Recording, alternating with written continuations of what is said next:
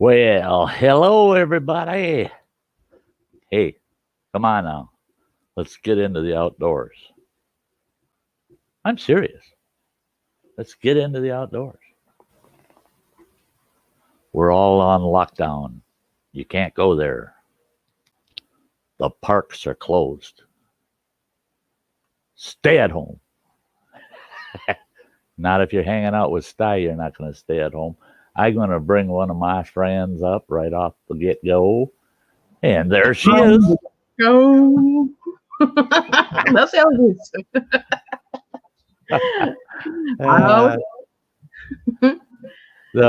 I'm going to take a quick peek at who we got hanging out in the chat over here.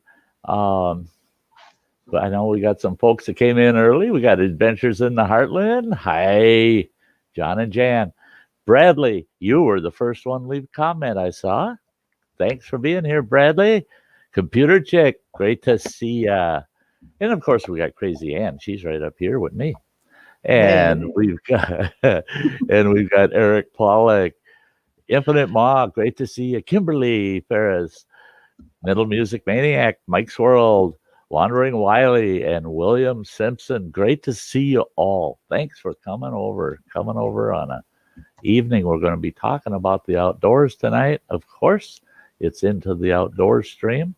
We're going to try to keep the, non-outdoor issues tend to creep in. But we're going to keep it. I'm going to keep reeling it back to issues in the outdoors because that's what this stream is about. It's only one out of the 3 scheduled streams I do that is strictly about the outdoors. So you should be able to put up with that once in a while. Oh my Lord! Right off the bat, Nick Jones. I didn't hear all of that.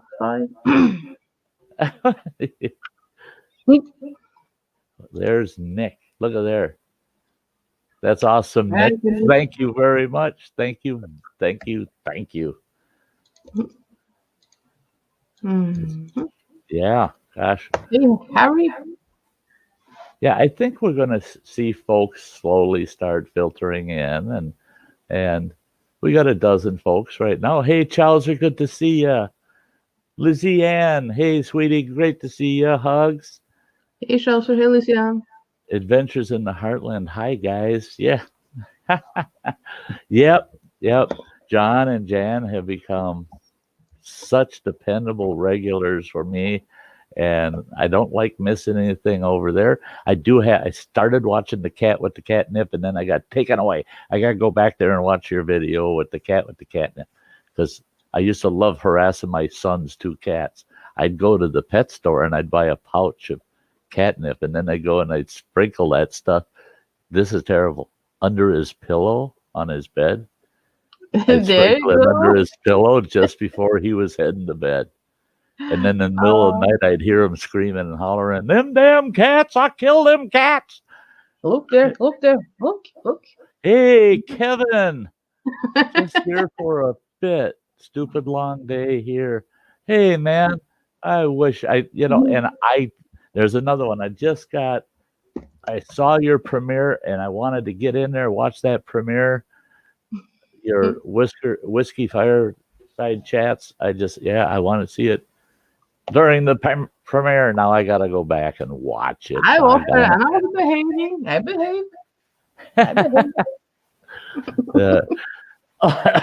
Yeah, Casey Happy Camper, Kevin Callan is just, there's another pure outdoorsman there. Let's get it outdoors, folks. Yes, you did. Be ready today. Hi. I can be a good girl if I you can be. Yeah. You sent a personal message to Kevin to remind him that we're. I did, but yeah, he said he has a long day, but he come in and say hello at least. Yeah. Well, maybe that's wonderful. 10 minutes, maybe. If Kevin doesn't know by now that he's forever welcome at the Sty Shack, then he's not paying attention. Oh, he's always welcome up here. Because he knows he's always welcome over here. Even if Ann's not here. Really? Really? She's thinking, whoa, if I'm not Whoa. here, he should be wherever I am. Of course. The men should follow me, Yeah. Oh, yeah. Not Yeah. you. You're not like that, are you? Hey. Hey, Eileen, sweetie. Hugs Hey, to you, girl. girl. Yeah. Yeah. It's hey, WH Outdoors, great to see you. Yeah, tonight we're going to be talking about getting into the outdoors as usual for this stream that I do every other Saturday. And we're going to be getting into the topic of getting into the outdoors, but the parks are closed. I think we'll have fun. Be ready. Thank you for super chat. Oh, hey, be ready. That is sweet of you. Thank you. Thank you. Thank you. Yes, we are all friends. Yeah. Yeah. That is awesome. That is just beautiful. I like your avatar there. That's Reaper good. Gaming. Hi, I'm new here. Nice to meet you all. Hey, Reaper. Hey, Reaper Gaming. Ross, right? I don't know. I met up with him. Was it today? Yesterday? No, I don't know. I caught the conversation with Runny Egg. I didn't get to say anything, but I managed to catch the conversation with Runny Egg. And now I did send an invite to Runny Egg to come on up on the panel tonight. So if he's available, I'm hoping he'll show up. So Suzex, if you're watching, tell Derek to get his tail up here and join me on my Into the Outdoors here. Nick, I've got a couple. I've got some invitations out. I got to see who's showing up first, buddy. But we'll get you up here sometime tonight yet if you're still around. Reaper Gaming. It's good to meet you, and I'm glad you're typing in the chat because in Messenger, of course, I could not see your channel. So now I got a link to your channel and making sure. Absolutely, it's been a while since I've been over there to check you out. He is very close to 1,000 subs, guys. Check out Reaper Gaming. For a gaming channel, it's a fun one. He's a great gaming channel. And as you all know, Sty follows so many different genres. I follow people. Whatever their topics are about on their channel, whatever their channel is truly about, I look at the person first. Do I like that person? Do I enjoy being there and hearing them and looking at their content? And if that rings a good bell with me, then I'm a follower. It's not there. Then the content comes in. Then I start looking through their content and finding the stuff I like.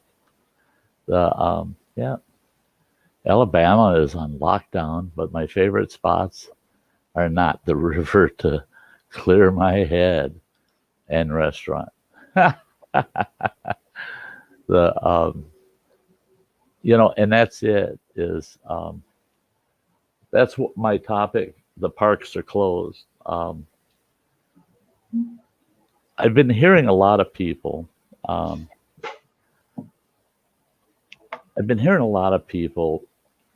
Especially for some reason, especially the last 2 days, getting on this platform and saying, if you don't, wait a minute, before I tell you all about that, I'm bringing this character up. That must be Phil. If you don't, wait a minute. I wonder who that guy is. Somehow he ended up. Hold on a second. Hold on a second. He says, "No, I ain't gonna hold on no second. This is my stream, not yours." That's right. You tell him now? Well, what the hell? Do you think you're the director of the Sty Show now? Right? No, I could hear my YouTube. So I could hear my YouTube still bleeding.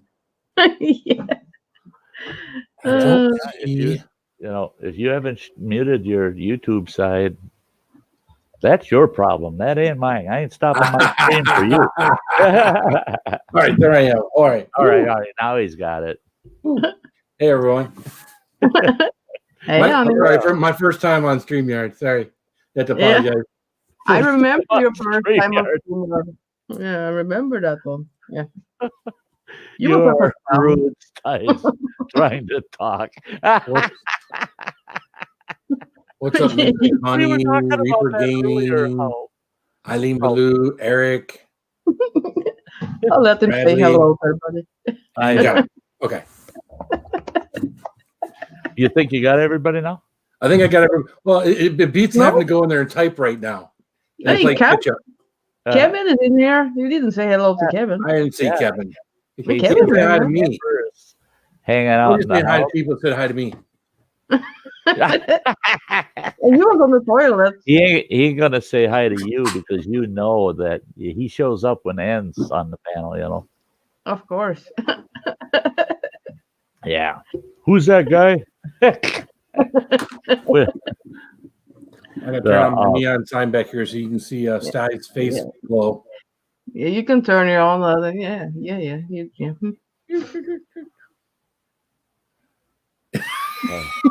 I'm gonna be in the basement before you know it. There you go. There is Casey. Now Kevin's saying hi to you, man. What's up, Casey Camper? What's happening, brother? We were just over at his premiere a few minutes ago. Yeah. I was so disappointed. I was trying to do about 15 different things on my system, and I saw his premiere, and I thought, oh, geez, I can't. What I'm trying to do is I'm trying to fix an old video of mine where I show you how to make a backpack out of a pair of pants. Well, oh, thank you, Kevin.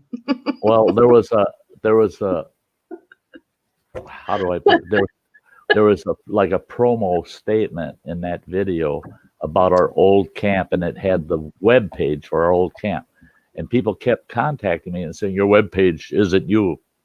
And I'm going, no, I'm not part of that company anymore, and they sold that domain to somebody else, and it has nothing to do with that original camp. But I kept getting messages all the time, so I thought I got to get that out of there somehow. So I used YouTube where you can kind of shadow something out of your video, like if something is showing that shouldn't be showing, you can kind of hide that. So I used YouTube's editor to do that. It freaking edited the whole video with this gray hazy band right through the middle of my video, through the whole damn thing. And I can't undo it without taking the whole video off the platform, totally redoing it and putting it back up. But it won't let you put it up as the original video with all of its content or with all of its watch time and everything. So I was fighting with that, trying to figure out if there was a way. And then I saw Casey Happy Camper was doing a premiere. I wanted to watch that. So, and I'm going, oh, my live's coming up, and I got all these programs running. I got to shut everything down so I can do a live stream. There's Suze X. Hey, Suze. Yeah. Hey, Suze. Hey, Carpy Chris. Yeah, you're sexy lot. Here's the whole sexy lot here. Oh, yeah. Yeah. Must be him you're like. This bunch that gets up on this panel is a lot sexier than Phil's car lot. Yeah. You'll find a better ride on here than you will on his. Hey, Monica. Monica. Oh, that is so sweet of you. I'm still gonna share this one. Hey. Oh, thank you. Oh, look at there. I get to share. Yeah, you can share. You can share around. Gosh, that is sweet. That is so sweet of you. Thank you. Oh yeah, he like everything naked and beer. Yeah, he does that. Well, that beer scared the hell of me, but yeah, that's another thing.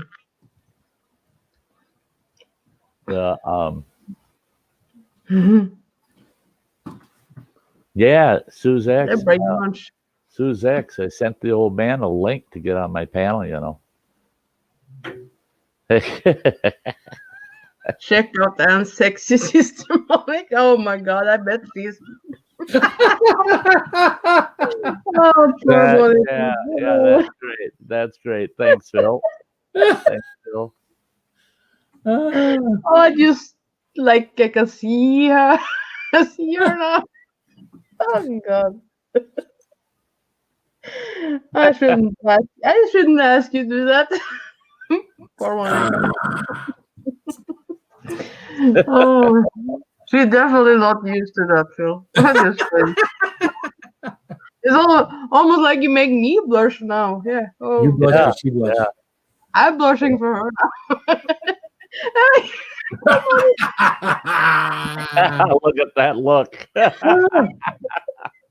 Oh, that's a good one, Mark. What?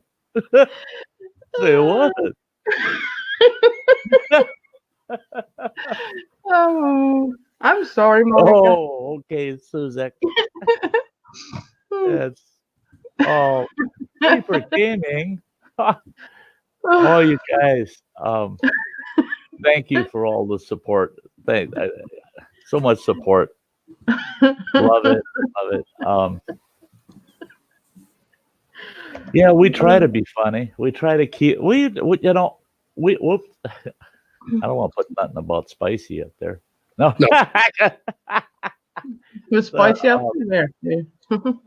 The thing about my channel is, there's enough for us to complain and pout about and feel down and sad about. We don't need to do it over here, man. If anything, we got to chuckle as often as possible over in here, and it seems to go that way. It seems that there's rarely a dull moment. Some people will say, "Oh, well, nobody's saying nothing." Well, it's not dull because look at what Phil's doing. If we weren't talking, you still got entertainment. Just look at what Phil's doing. Well, I think he got a lot of energy, somehow. There you go, mellow music. Yeah, if I could handle it, I would love. I would love to be able to stream every day, but I couldn't do that. I personally, even if I had the opportunity to do it, I couldn't do it because I don't want to take time away from my dear friends. I mean, I can't. They gotta have their stream time, and I go over there to relax and to bring myself back to a good point in life. And so we're all doing the same thing. We're inviting folks over to our channels to say, hey, come on over and have a good time. Yep. Phil. What you doing now? Yeah, what's he doing now? I don't know. Yeah. He always looks guilty as sin. I don't have enough USB ports now that I got the speaker.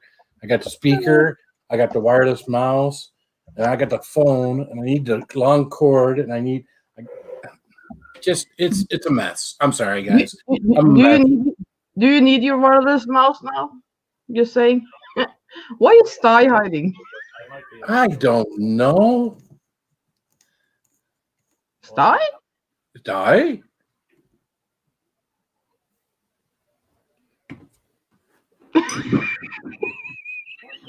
I hope there wasn't a knock on the door. Oh, not that knock. I hope. Yeah, that's what I'm thinking. No, I hope there wasn't a knock on the door.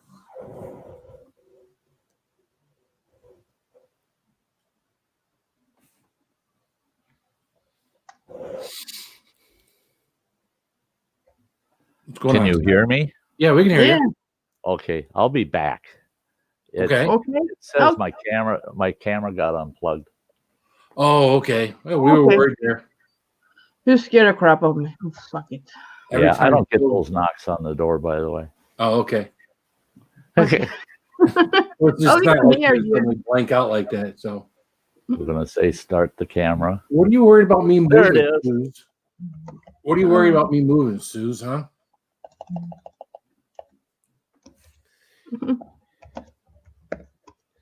Yeah, I need something, Mike. Well, Mike, I've got a longer cord, USB cord that I can plug in back here, but I didn't bring it down with me. You know, I went up and did a poopy. I forgot my cord, so Poopy? that's that out loud. I'm sorry. You said poopy? I think I did. You said poopy. Let's sit down. Oh, a Casey Camper. What's orange and light? I was trying to show you, Phil. You can go on Amazon and you can buy a USB jack. I've got one. I was going to show it to you. It's got 1, 2, 3, 4, 5, 6. It's got 6 USB 3.0 USB ports on it with buttons to select which one I want to use. And I've got all 6 of those ports full. Plus, every USB jack on my desktop has got a USB cord in it. That's my camera, my mic. Well, 2 cameras, my mic, my sound mixer, this, that, and the other freaking thing. Well, my phone's going now with the stream, which is actually showing the same thing that I've got up here anyways. And so I don't know why I really need to keep this going. But you just missed I just don't like my phone dying. That's all. Yeah. Well, see, and one of mine is that it's a power cord to charge my phone while I'm on here. Right. So I don't need a charge. I just need it not dead. Because these streams have a tendency to run a little while.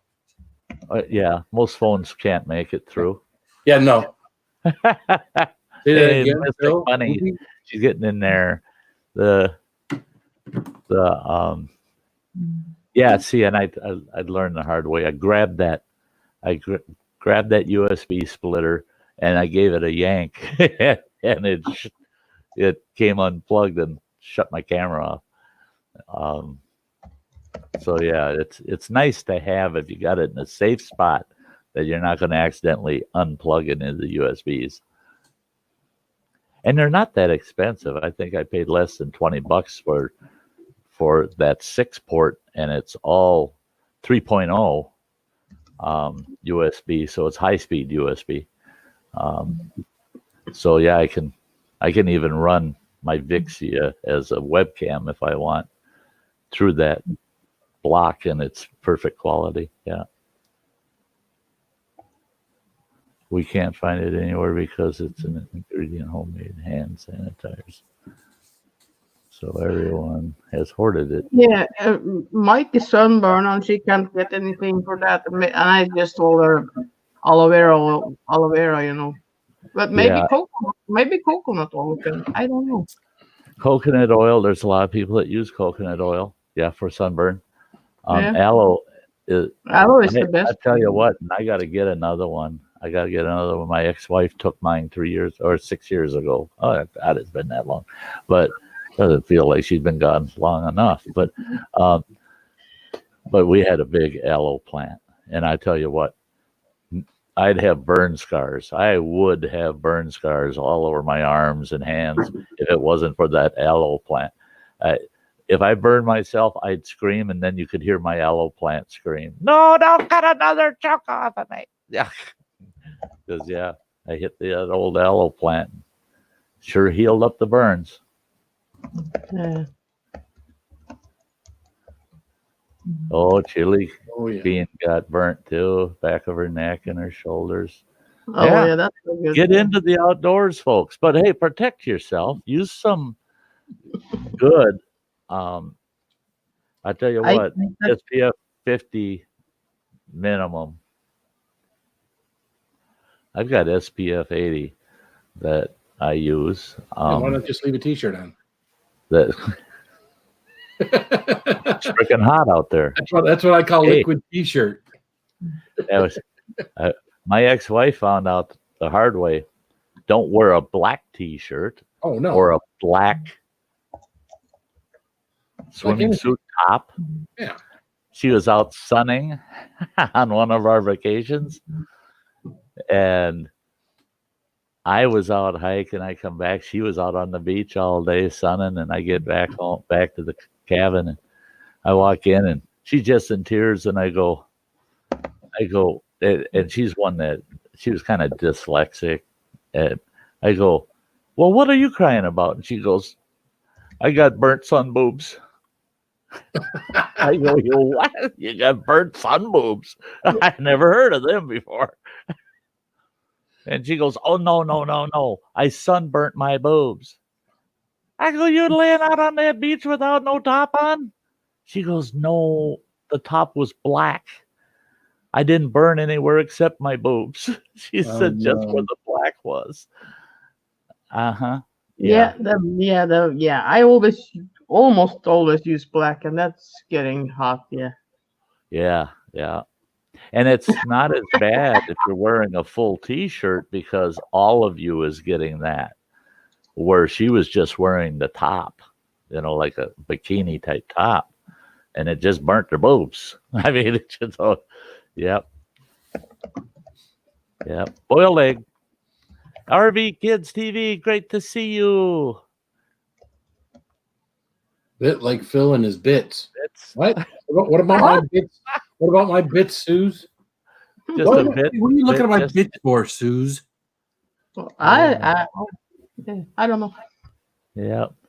That is why I don't wear black speedo. Hey, you don't use anything, I bet, Casey. No, you use a yellow mankini. That's better. And you can. Hey, Kevin, have you seen Phil's mankini? You can get that one. What's up, Kildare? He got a green mankini. Yeah, you can borrow that for the next trip going. Yeah, there you go. You see that, Kevin? There you go. For the next time you're out there paddling your canoe. Yeah. You can you use that one or take a picture for me and send it to me? Yeah. Oh, I Kevin, I would suggest you don't. Sorry, but that's the only time I step on Ann's toes. Don't send her no pictures of you in no mankini. Don't do it. You have I've got enough pictures of mankini people already. You are in a mankini. Phil is in a mankini. Why not Kevin? Yeah, why not Kevin? Well, all we need is a picture of Kevin, and he'll be in a mankini. I guarantee you. My eyes, everything's spicy. Hey, you haven't seen the picture. he has a big picture, like the whole size. Oh, are you talking about this? Be ready. Yeah. They're miniature cigars. They're miniature cigars, and it's the only. God, that thing brings me memories. It's the only real obvious bad habit I have. All my other bad habits are kind of behind the scene, but this one I just can't give up. That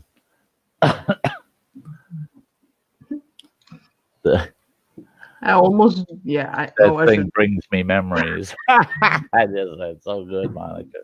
That thing brings me nightmares. Oh, come on. Every time I see that mankini, I can't sleep that night. It's just like, oh, jeez. I pictured like a dozen Phils. You try to count sheep to go to sleep. And if I seen that mankini, I see Phils jumping over a fence. And I'm counting them, And he's so peaceful when he sees that he goes to sleep, no problem. Oh, yeah, I sure do go to sleep. Yeah, I bet. It's when that mankini gets hooked on a nail on the fence and gets all stretched tight. That's when it turns into a nightmare. And yeah. Hey, Brian, great to see you. Been cleaning all day. I wish you were here. And that's my canoe buddy, Ash, aka he knows that. Speedo Man. Yeah. I just asked him. I saw that video. Yeah, he's always going around in the Speedo. Yeah, the Speedo Man. Yeah. Oh, he's a funny guy. Yeah. Oh yeah, Sty calendar. Actually, we had actually developed a calendar for our camp, and I never got any pictures of that calendar, and I don't have one. I wish I would have kept one. That was pretty cool. But yeah, thanks, Infinite Moth, for even going there. But I ain't doing doing it in mankinis, that's for damn sure. Or else we're skipping summer.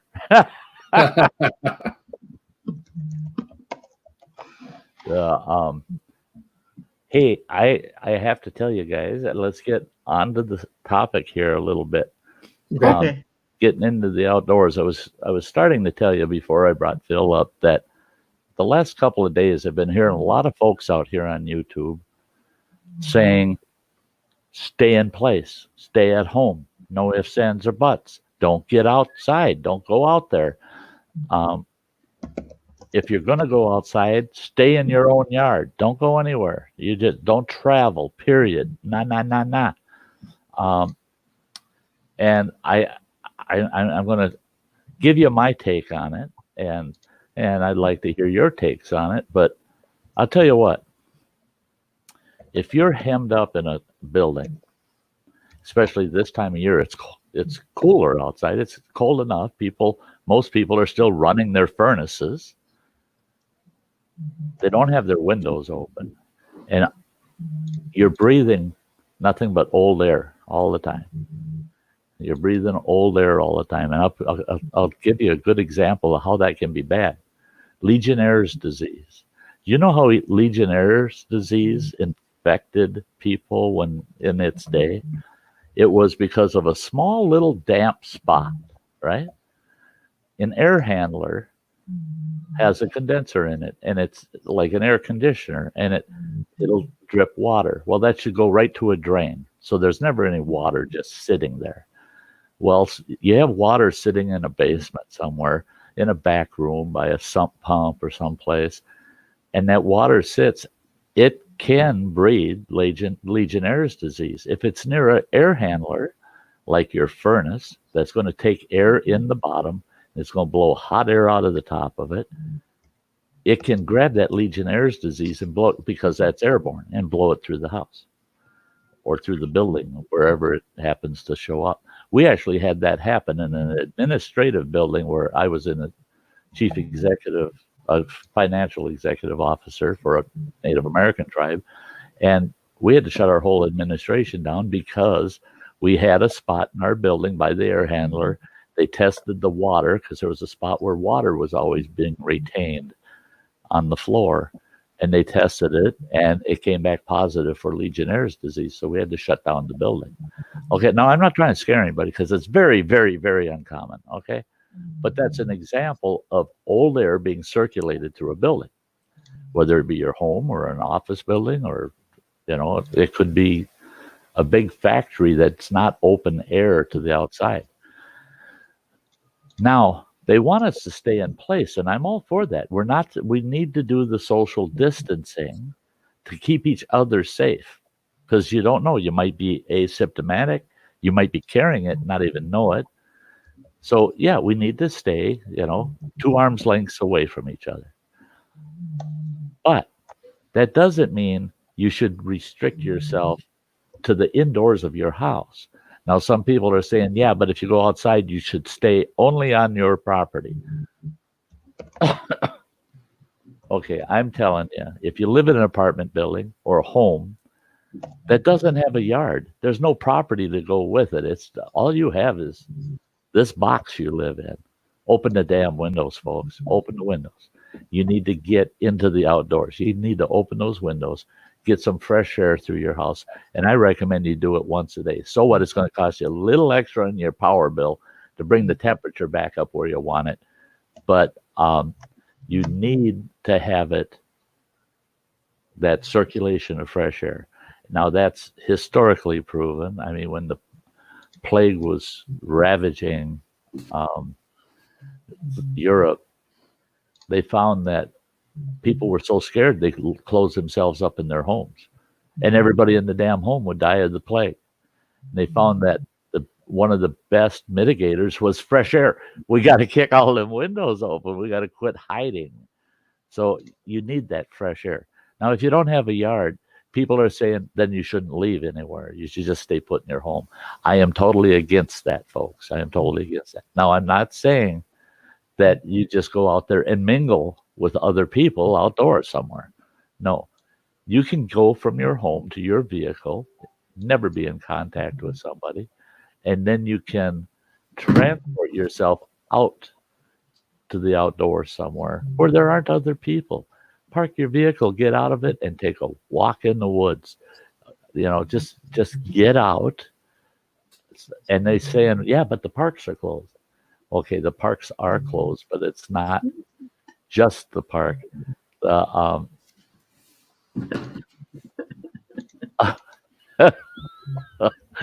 Phil, you're hurting me. You're hurting me. Phil's sending me things on the slide here. And I saw that, but yeah. is that our canoeing friend? No. Maybe I got the wrong picture. Yeah, no, that's not him. No. No.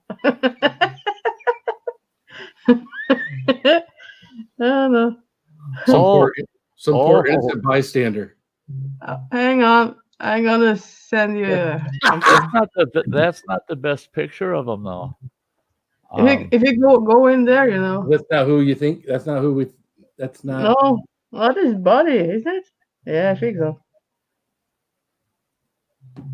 I don't know. I thought you like there.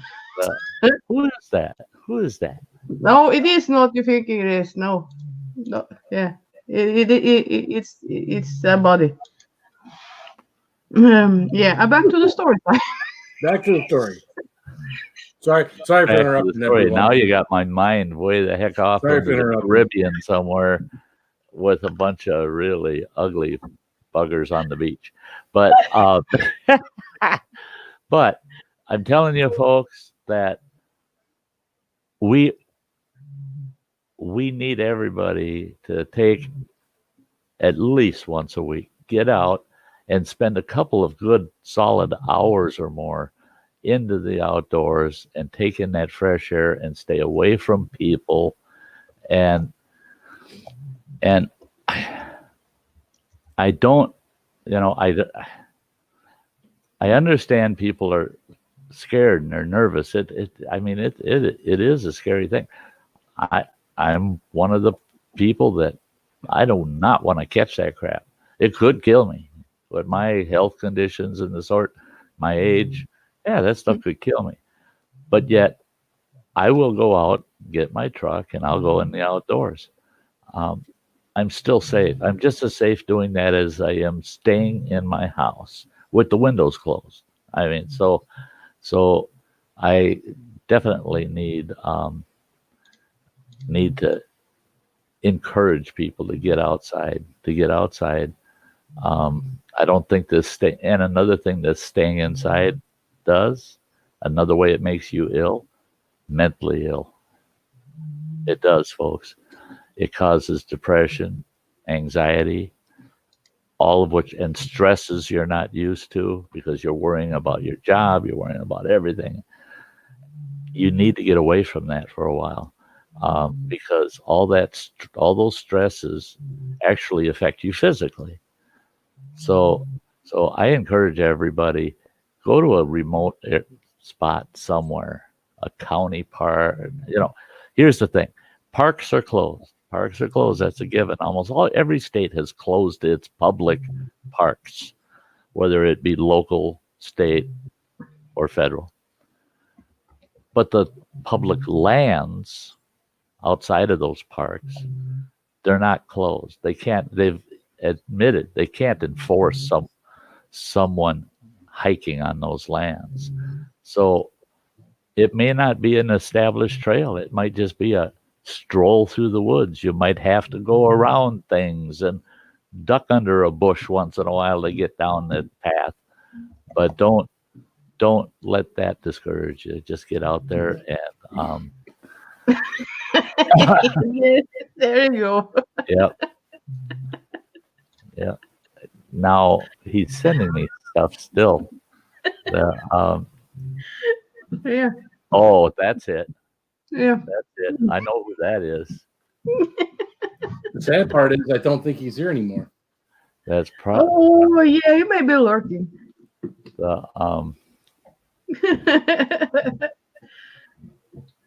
Can I send the picture from you?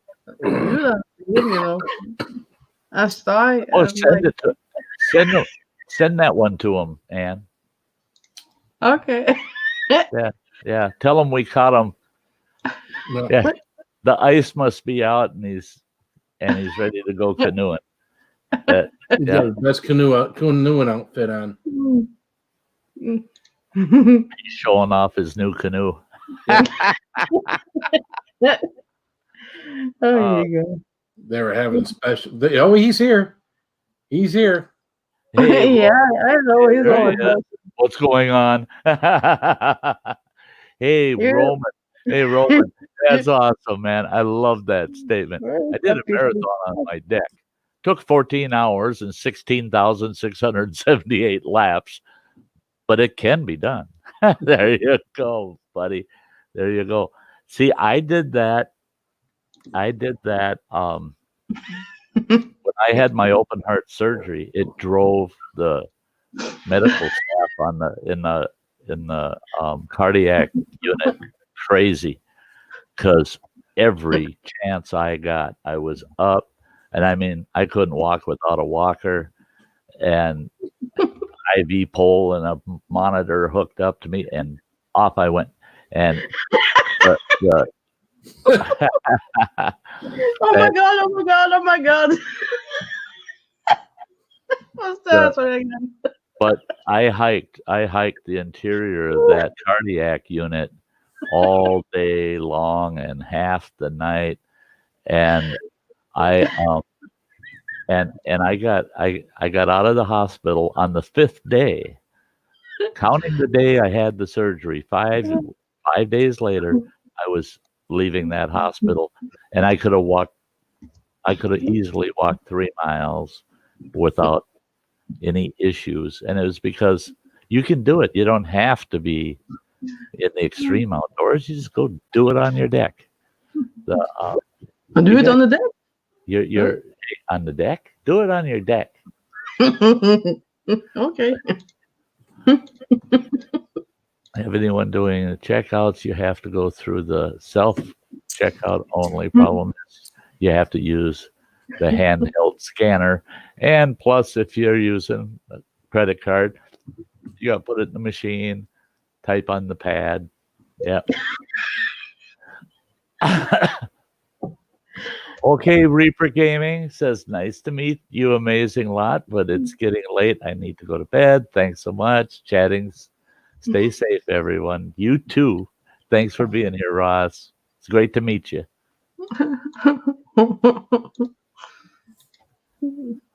Yeah, you guys are terrible. Why? What do you mean? I didn't do anything.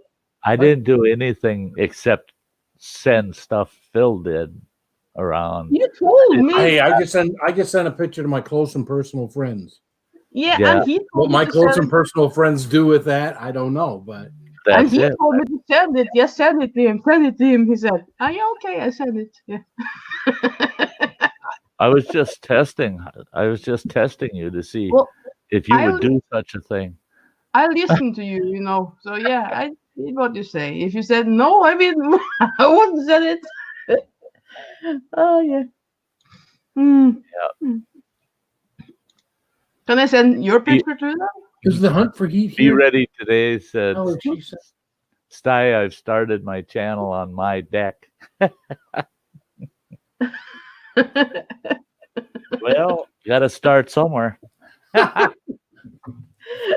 you come up, Kevin? It's more fun with you up here. You know. I could start my collection of outdoors and You sent him a picture of me? No, No, But I can Ann, start I'm talking to. I'm talking to Ann. You sent him a picture of me. You're supposed to send him his picture. You have to ask him. Ask Kevin. I just make them and share them with my personal friends. I don't what they do from beyond me is, you know. Ask Kevin what I did. Ask Kevin. He will tell you. At this point, I don't know what you sent him, so I'm not asking him nothing. Hey, Fussy Jane, brother, good to see ya.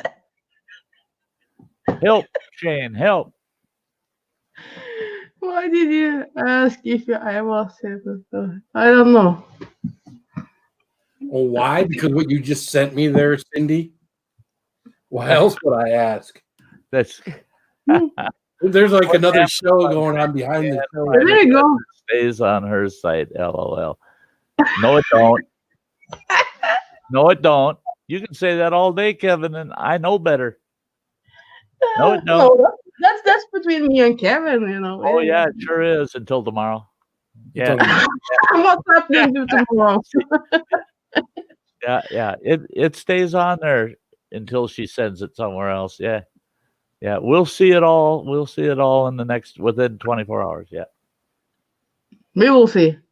We will see. We She's will- right. we will shall see. see. But it is already tomorrow here. You know, it's almost 3:00. Oh yeah. So it could be Yeah. any minute. We could see it And coming that's in. the hope. any minute. Yeah, you hope you are doing it. Yeah. You know, sometimes I really don't hope for some of those messages. Ever since I saw that special chicken video, I just Well, that was like it's like picking up the phone and you go, "Hello," and they go, "Yes, this is the IRS." What? why What do you did have to I bring answer that that video call? up? Like, yeah. Mm. Get a message from Phil, open it, and you go, "Oh, why did I open that?" Exactly. Well- Exactly. See, he's not shy. He admits it. Yeah, he's dirty, but yeah. I was it's concerned with a couple of Phil's posts I like it dirty. as to who all did you send that to, Phil? Oh, just my closest friends. I said, oh, I hope so. Oh yeah. Mhm. You wouldn't want to accidentally hit the wrong recipient. Yeah. Yeah, I did that once, and yeah, or more than once, but yeah. Yeah. Mhm. Mhm. Okay, I gotta go. The dog needs walked, and I have a chat lined up with my daughter soon. All of you on screen, keep your pants on for the love of God. Hey. What do you mean? None of us had any on when we got here. No, Right? you can't tell us to keep something on that we're not wearing. No, we always sit naked from the waist and down. Yeah. Yep, she's gotta get some sleep too. Mhm. Yep, you have a very good night, Suze. I'm not wearing my bra. Casey. I never do. Almost. Well, see, he's taking lessons from you, Ann. See. Yeah, he does, and it does it good. You know, I like Kevin. Yeah, he's my Yep. kind of. Now you got him going braless. I don't know. Yeah. Of course, he got nice boobs. Well, yeah.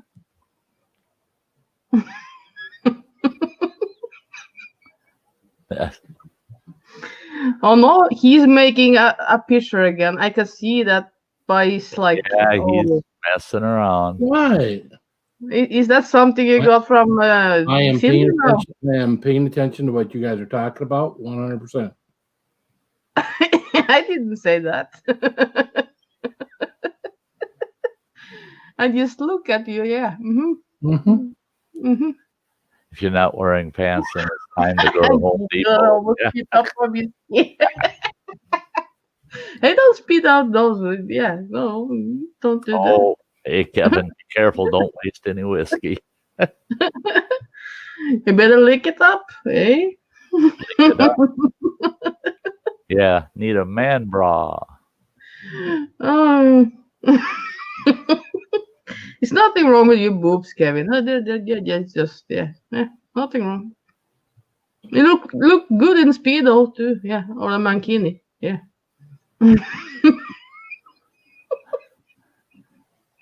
What a fun. Hey, Wheel Life, great to see you. Hey, Real life, how you doing, man? Good to see you. Yep, Willow Rocker. I think we're all good tonight, kind of. Hey, Willow Rocker, great to see you. What the hell is that? Oh my god. Oh my god. Okay.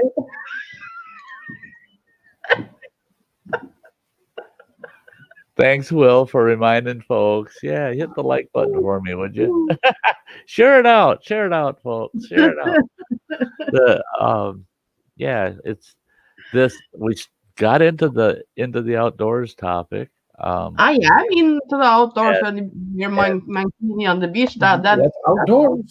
And it got all over the place, right to the point where I'm getting all of these messages, these pictures. In the outdoors. Or out, in the outdoors, or whatever you call it, yeah. Oh my God. Shane will kill you. Just picture Shane. Shane. I think I just got a message from someone. Who? Shane. Telling you. Yeah. I sent a picture to him too. Yes, he's laughing here. Oh. Yeah, isn't that nuts, Shane? It's all funny until they start sharing it all over the platform and Twitter and Instagram. I mean, it's funny until that. Yeah. Well, you don't have Instagram. They can share many pictures of you there, Sty. And you. I have Instagram. Yeah, and I do. So you don't know if he's sharing picture of you there. I've got Instagram and but Twitter. You don't use it. You don't use it. I get notifications. It doesn't mean I go over to it, but boy, if I saw a notification, Let's see. Now you've done it. Now you've done this time. No, he's putting that stuff on either one of them platforms, or you won't be on my panel ever again. You won't even be out in the chat. I'll block you.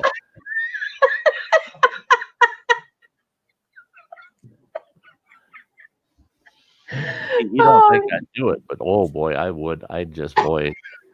Oh, you will miss it. You will take him back. You do not want to do that. I have local people that watch my channel, and they already look at me goofy enough when I go outdoors. And I'll know if they've been seeing them pictures. Now we can send pictures up. They'll be walking down the streets with signs, with Sty's pictures on it. Yeah. I'm gonna send a picture up there to Wisconsin and tell them to put it on poster in the stores. Have you seen this man?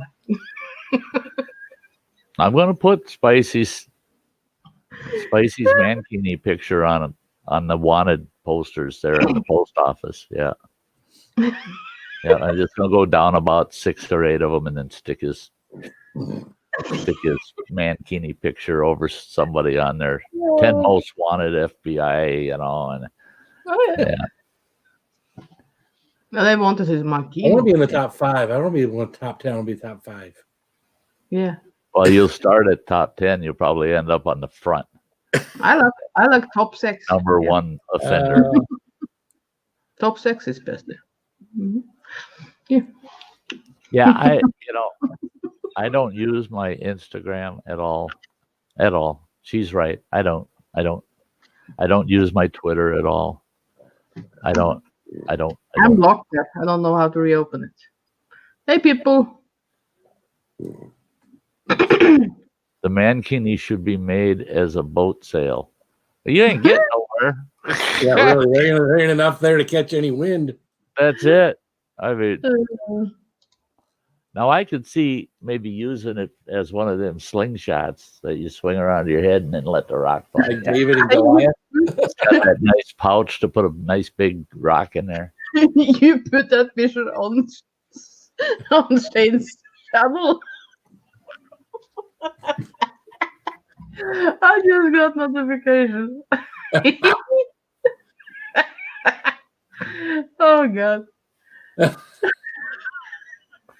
Shane, have you seen this man? Oh, you two are terrible tonight. Sorry.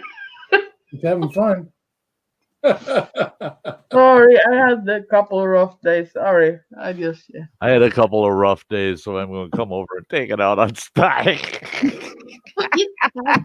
I wasn't supposed to do that. I tried to behave, but yeah, I don't know. I tried. I tried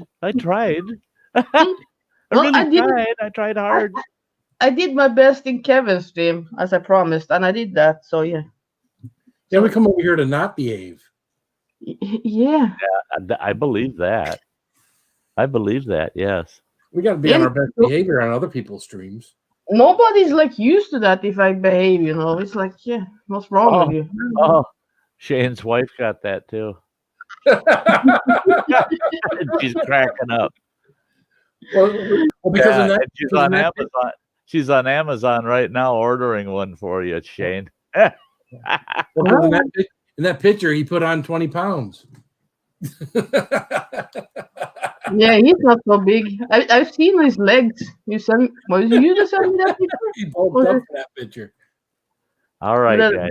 No. We don't need to be talking about Shane's chicken legs, you know. Oh, we don't talk about your chicken legs then. No. Never. We know how you treat those chickens, Sty. Yeah, show them. Hey. Oh, I see.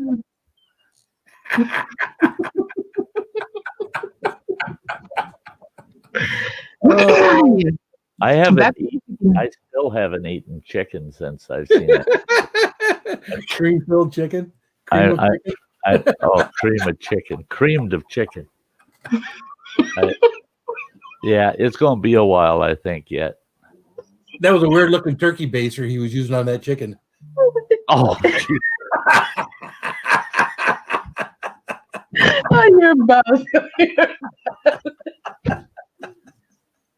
Oh, you're bad.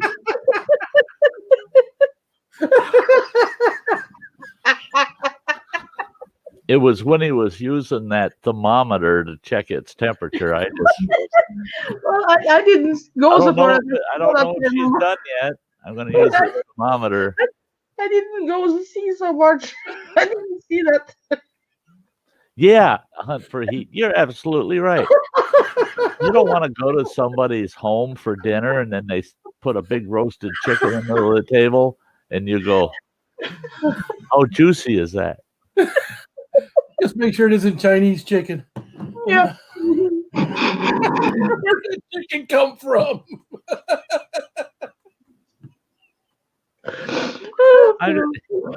Oh, thanks, Monica. Yeah. Oh, this whole chicken topic is or say it's really moist. No.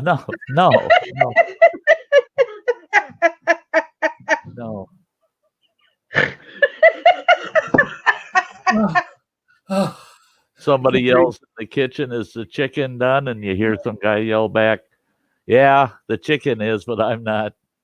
Oh my God.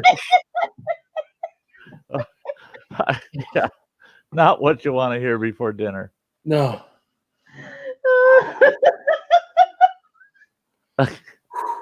Oh, where did my stream go? I mean, straight to hell. We're supposed to be getting into the outdoors, not into chickens. Chickens are outside. Chicken outdoors. That guy was not outdoors with that chicken.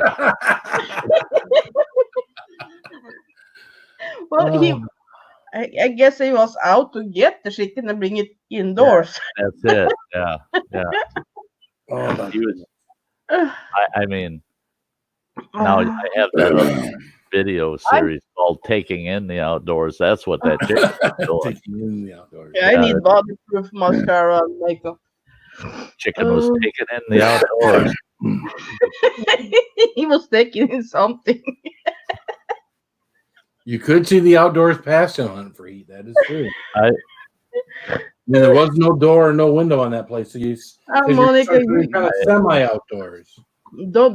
Monica, just don't ask what we are talking about. Yeah, do not ask anybody. Yeah, you will never see chicken in the same way. Don't ask. Yeah, that thing you don't want to see. Oh, fuck it. Oh.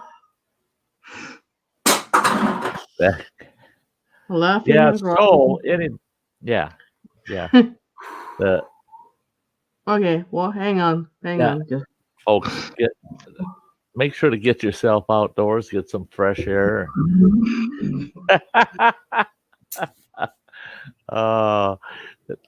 Absolutely need some fresh air after this conversation.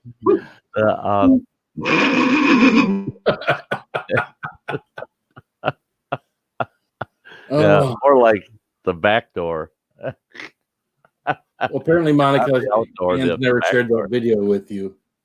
So back door? Huh? You never shared that with Monica, have you? Into the back door. I'm not sick. I'm not sick. I'm not so sick. Yeah. Are you fucking crazy? No. Well, her comment down here is that is this really that bad? Yeah, yes, it is, Monica. It is. Look how serious he suddenly got. Oh no! Oh no! I'm not sending that to my sister. No. Yeah. Because don't you dare, because she won't come over and hang out with me no more. Because of the company I keep. You have to shop off all your chicken heads then. Oh, fuck it. There's no chicken more up there. What's your Facebook thing, Monica? We'll get it. No. Oh, no. I will divorce you. I will divorce you. I was talking about you. Yeah, there you go. Yeah. I will never ever come to your channel again. Never ever if you do that. My God, Phil, this whole stinking chicken conversation comes up on my stream more often than yours even. I mean, and you started it all. Well, because I don't have a me on my channel. Yeah. You got a me on your channel. When he's on his channel, he's faking it. Yeah. That's not me. I tried to behave a little bit. He told me to behave a little bit, so I tried to behave a little bit. So I tried just a little bit. I have to. I tried to behave just a little bit. Yeah. Hey, Foxy lady. Oh, Cindy's crying. Oh, fuck it. Yeah, I don't know.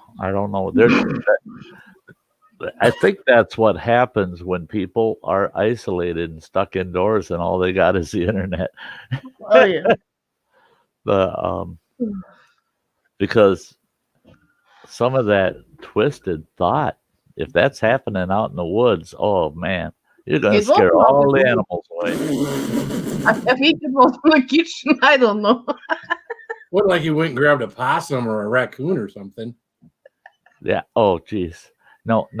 This is crazy. There was some guy that got arrested. I try. Downstate from me here. He got arrested because this cop is driving down a back road state highway, and he looked, and here's a guy up on the bank off the shoulder of the road doing a roadkill. He was doing the chicken dance with the roadkill with the deer. I know Mike's Rossi says. And I couldn't believe that. The newspapers all picked it up. The news picked up. Why are you telling the world this stuff? Just take that guy for one last walk in the woods and paddle. I mean, you don't have to tell us that you found some guy doing nasty things to a dead deer. I don't want to hear that. Blue Smurf is sick. Yeah, that's not newsworthy. They just think, I'd like to volunteer to take this old bird out of her misery and let's be done with him. That's good.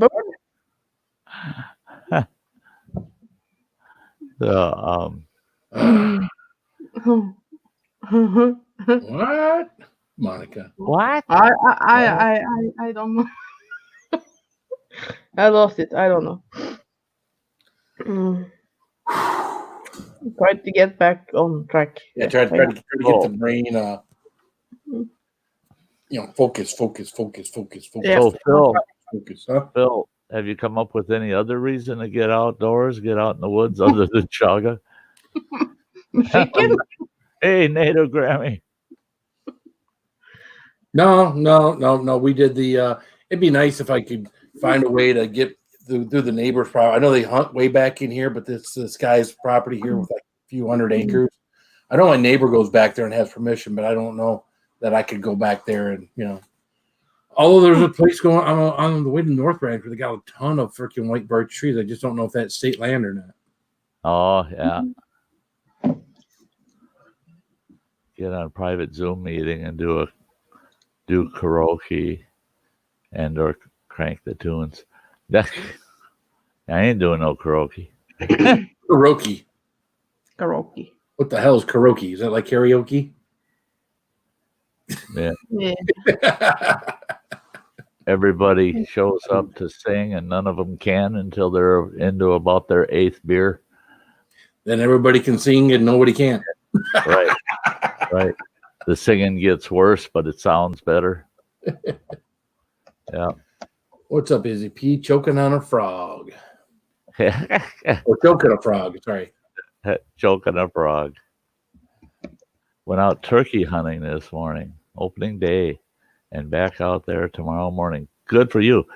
Hope you get a bird. We got some big old turkeys out here. They come through our property every now and then, but they're usually further down the street where these people have a cornfields. They do every year. You see every now and then you see them walk across the field. Yeah, Native Grammy. I didn't even look to see if our spring turkey is put up yet. I had planned on doing spring turkey this year, but with this whole virus thing and stuff, people are I mean, the way people are whining every time they see you leaving your house and stuff, and then when they see you leaving with guns, then they just like, what? He's going to go out there and kill somebody. Yeah. I was telling Ann that before we came on the stream. I said, this whole virus thing is bad. It's people are getting holed up, And then I think about this building I'm in, people up on the 8th floor, for crying out loud. They're 90 feet off the ground, and they can see most of the downtown area. And with everybody saying nobody should be allowed to leave their houses, period. They should have to stay in. If we get a kook that's on a big high floor like that, and he's got a deer rifle, things could get ugly. You ain't supposed to be out there. Kapow. Get off my streets. Kapow. Oh, no. Get outside, get some fresh air, calm down. That's all I can say to you kind of people. Thank God we don't have them here. I mean, I just, had them gobbling all around me. But they're still with big groups of hens, yeah. Was there a type of turkey that you don't shoot the hens, you just shoot the toms? Is that how it works? Yeah. And I don't know about in which different states have different regulations. I believe when I was in Minnesota, there was part of the season you could take a hen, but for the majority of the season it was toms only. And here in Wisconsin, it's toms only. Because it only takes one tom to produce a lot of chicks with a big group of hens. Yeah. That makes me think of this story, and I'm not going to pick any religion or nationality or nothing, but there was this fella that lived in a country that allowed you to have many, many wives, right? And all of his wives came to him one day and said, this isn't right. You can have all of us wives, but we can't have a bunch of husbands. Why is that? And he says, I'll tell you why. He says, I'll show you why. He says, he gave each one of them a cup, identical cups. They're all the same cups. And he says, I want you all to go out and get a cup of milk and bring it back to me. They thought, well, we'll see where this goes. And they all went out. They came back with a cup of milk. And here he's got this great big bowl. And he says, now I want each one of you to pour your cup of milk in there, in that big bowl. And so they did. So now they got this big bowl full of milk. And they said, what does that prove? He says, now I want each one of you to take out only the cup of milk you brought.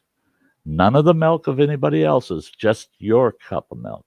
And they said, well, we can't. It's all mixed together. We can't tell which cup is what cup. And he says, now, if you think about it, that's why you have one husband and many wives and not one wife and many husbands. Whose kid is that? Right.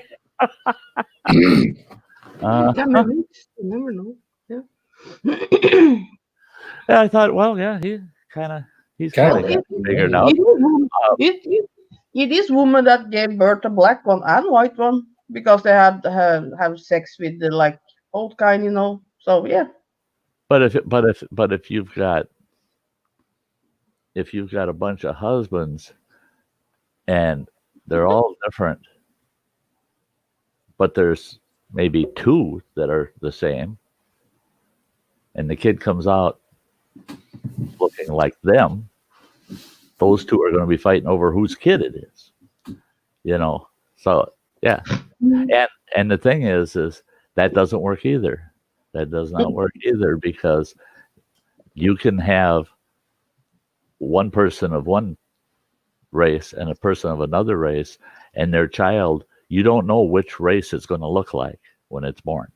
There's no guarantee. It's not always the prominent father's gene that is what the kid's going to look like. So it's still, no, this old wise man was right.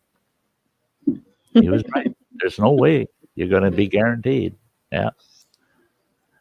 But it doesn't, the whole issue doesn't really concern me, because I couldn't afford the wife I had. So well,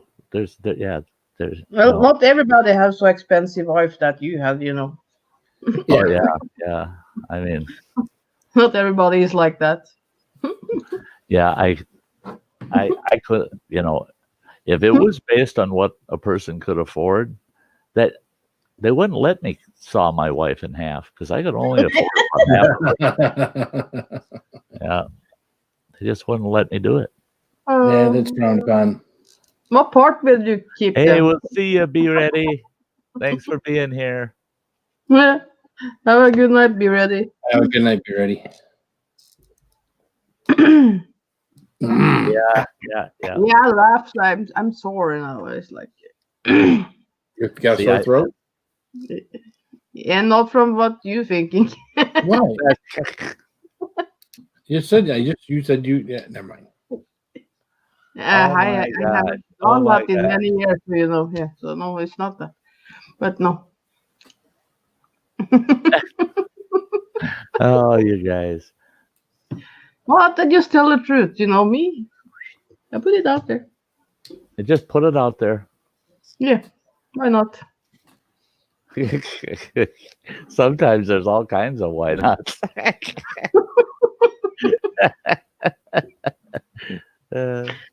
Why not? Yeah, why not? Fuck it. Yeah, sure. Yeah. What's the matter? Can't you take a joke? Yeah, right. Yep.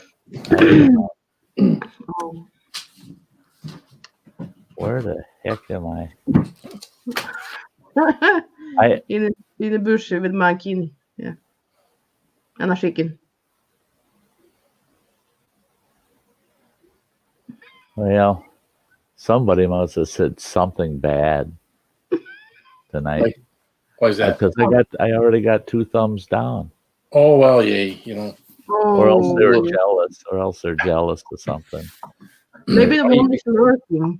Why are you even paying attention to that?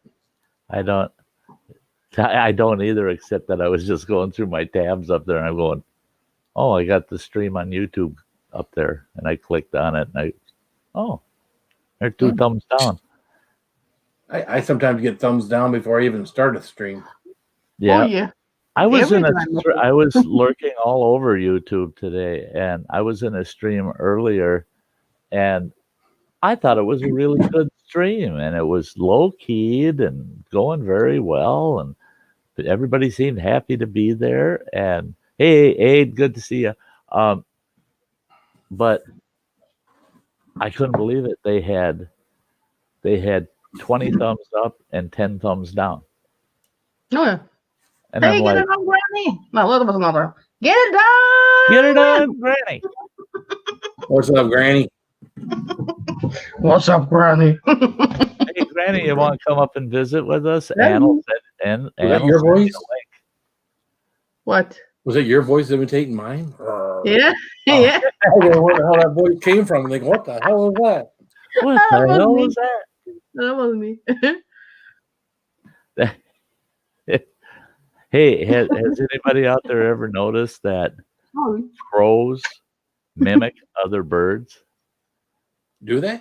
Yes, they do. Never Yes, noticed they that. do. I saw it yesterday. I was surprised. I was over at Walmart, and we had some seagulls that had migrated in from where there's no ice, and they were hanging around the Walmart parking lot. And this one gull just wouldn't shut up, just constant. You know how a gull, and I'm looking around, and all the gulls are on one end of the parking lot, but this one has to be on the end I'm on, and I'm looking up on the top of the light poles, and there's a crow up there, and it's him, and he's imitating those seagulls. Mm. And I've seen him do it out in the wild. I've seen him imitate eagles. I've seen him imitate songbirds. Them damn crows, they're shifty. oh yeah, they are. It's And funny. that's smart. They're smart. Yeah, they are very smart. And then it made me think when I was a kid. Well, I shouldn't go there because that is a Sty story. Yeah, I'm not going to go there. But I had an incident when I was a kid that involved a raven that loved to cuss. And he was a wild raven, but yeah, he Yeah, you loved can to trade cuss. them. Yeah. And my mother, it just drove her nuts. That bird cussed like that. And who taught it? I didn't teach it, no.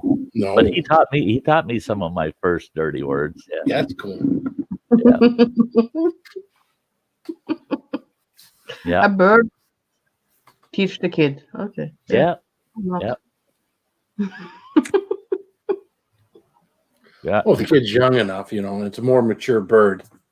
That's right. Yeah. I tell you what, you get a great big ass raven. They're almost twice the size of a normal crow, Oh yeah.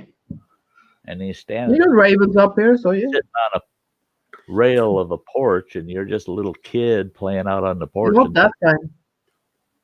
that crow's telling you to F off and all kinds of stuff like that. And yeah, Yeah. you're intimidated. It's like, oh my gosh, the crow said so. I gotta repeat what the raven said.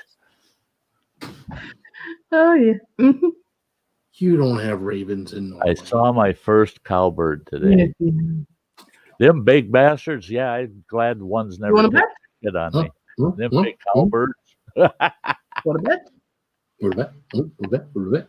You want to bet? What about? What about? You don't dare that. You will lose.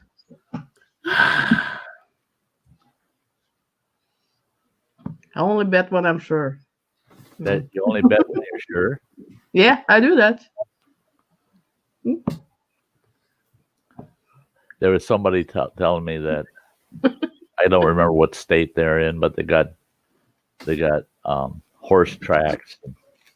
They're talking about how they shut down the horse tracks and any gambling and blah blah blah. And our Native American casinos are still open up here, but when they were talking about that, it's one of those things where when you put something kind of aside in your life and you just don't let it come back, and they're talking about those horse tracks.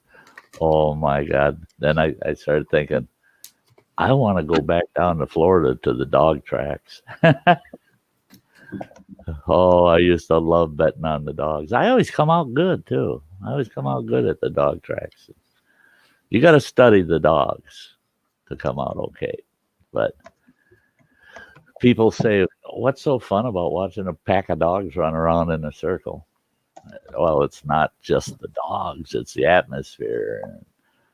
I always, I've got a couple of dog tracks in Florida that I got VIP status, so I get to be up in the upper lounge and can have a nice prime rib dinner while I watch the dogs run around the track and do the little betting. And I had this burning bug to just go. Oh, I gotta go. Thank God for the virus. Otherwise, I might have been heading south for a week, play at the dog tracks, come home broke. Yeah, that's one thing I've never done. We started doing some weird stuff at work. And I think one time we bet on some different horses and whatnot. You could listen to them on the radio. This is 20 plus years ago. And yeah, that didn't work out well. I'm not much for giving away my money for that kind of stuff. Yeah. I always wind up being a donor. Well, see, what me is, and that was my only true addiction in life, other than I'm stuck on smokes, but my only true addiction was the tables. I liked the crap tables. I liked the blackjack tables and the poker tables. And I'd go out to Reno and Vegas, and it wasn't unusual to drop $2,500, $3,000 a night, and I always would try to keep it down to 4 to 5 nights. It wasn't unusual to drop 10 grand in less than a week. And thank God I was making a lot of money at the time. For me, it was, I just play till it's gone. I love to play. It wasn't, I thought I was going to get rich off the tables. No, I just love to play. And I had that foolish frame of mind. Well, you can't win if you don't play. Yeah. Well, you can't lose unless you play either. Right. It goes both ways, folks. And then when I got into the gaming industry and I found out what the actual take and what the odds were on tables, and the tables are your best odds of winning. Slot machines, no, they're not designed to make winners out of you. Just not the way it goes. JCT, hello. Well, there's a strategy to the tables and stuff. With the slot machines, all luck. Right. Well, the slot machines aren't. They're luck on your end. And the casino sets your luck. So the machines are actually they're mechanically set to guarantee the house their income. The casino on the slot machines can set the payout, how much it's going to pay out, what percentage, right? Right. Well, to a degree, there's federal laws that regulate how loose a machine can be or how tight it can be. Now, like here in the state of Wisconsin, all the Indian gaming, it's 88% has to be paid out. But people don't realize it is that payout counts to what you rack up all these credits playing a slot machine, and you're playing those credits. They don't realize all those credits they earned are payout, and you're just putting it right back in. Right. So the payout, it's the rotation of payout that most people are putting what they've won right back in, because everybody's winning something, but they're playing it back. They're playing it back until they've hit zero, and then they got nothing. But the house can show on that machine how much it paid out, but you put it all back in. You just keep putting it back in, and the house gets to take 12% of that. They get to take 12% of that as a profit. And 12% when you're talking $500 million every 3 months. It's a lot of money. It's a lot of money. A lot of money. One casino I oversaw, I did all the finance for them. We were doing real good. We were turning about 150 million a year, and that casino was tiny. But we were turning $150 million a year profit net, and that's net profit after overhead, everything. Wow. And so that means there were people out there that gave that establishment $150 million for profit. Just think how much they gave them if you look just at the gross take. Right. It's quite significant. But also the casino paid out, that 150 million they got to keep. The casino paid out close to $1 billion. I mean, but giving people something back, and you get to keep a big chunk of what's coming in, it's sound business, not for the player, but it's sound business for the casino. That's why when people hit these big jackpots, oh, I'm thrilled, I won $500,000, and the casino's going, yeah, guess what? People had to put 500 million in here for us to give you that $500,000. Right. Thank you very much. Have a good night, Monica. Oh, good night, Monica. You are the reasonable sister. You know when you should go to bed. Yeah. Oh, I can just shut down, I can just make you sit there, and I can do other things. Don't flip over there, Ann. Hmm? Don't flip over there. Why not? Yeah, we don't want to see your feet going, woo! Well, it's not so far. Actually, we wouldn't mind seeing it, but we don't want you getting hurt. Oh, yeah. JCT's giving you a tulip. Oh, be careful. Yeah, she'd love to get tulips. Oh, yeah, I would. The right one. Yeah. Yeah. Certain people can give me tulips. Of course. I still got some of the shaga left. I like that piece of wood. A piece of wood. Some other piece of wood, maybe, but not that out kind. this wood. Not that kind of wood. No. Consume the whole screen. Yeah. Doggone it. I wish I had you up here, Phil. I'd take you out with me. Now, tomorrow I'm going to try to get out there. Yeah. I had no guarantees. I'm taking camera with. I had no guarantees I'm going to get in to any of my spots. They're so freaking remote.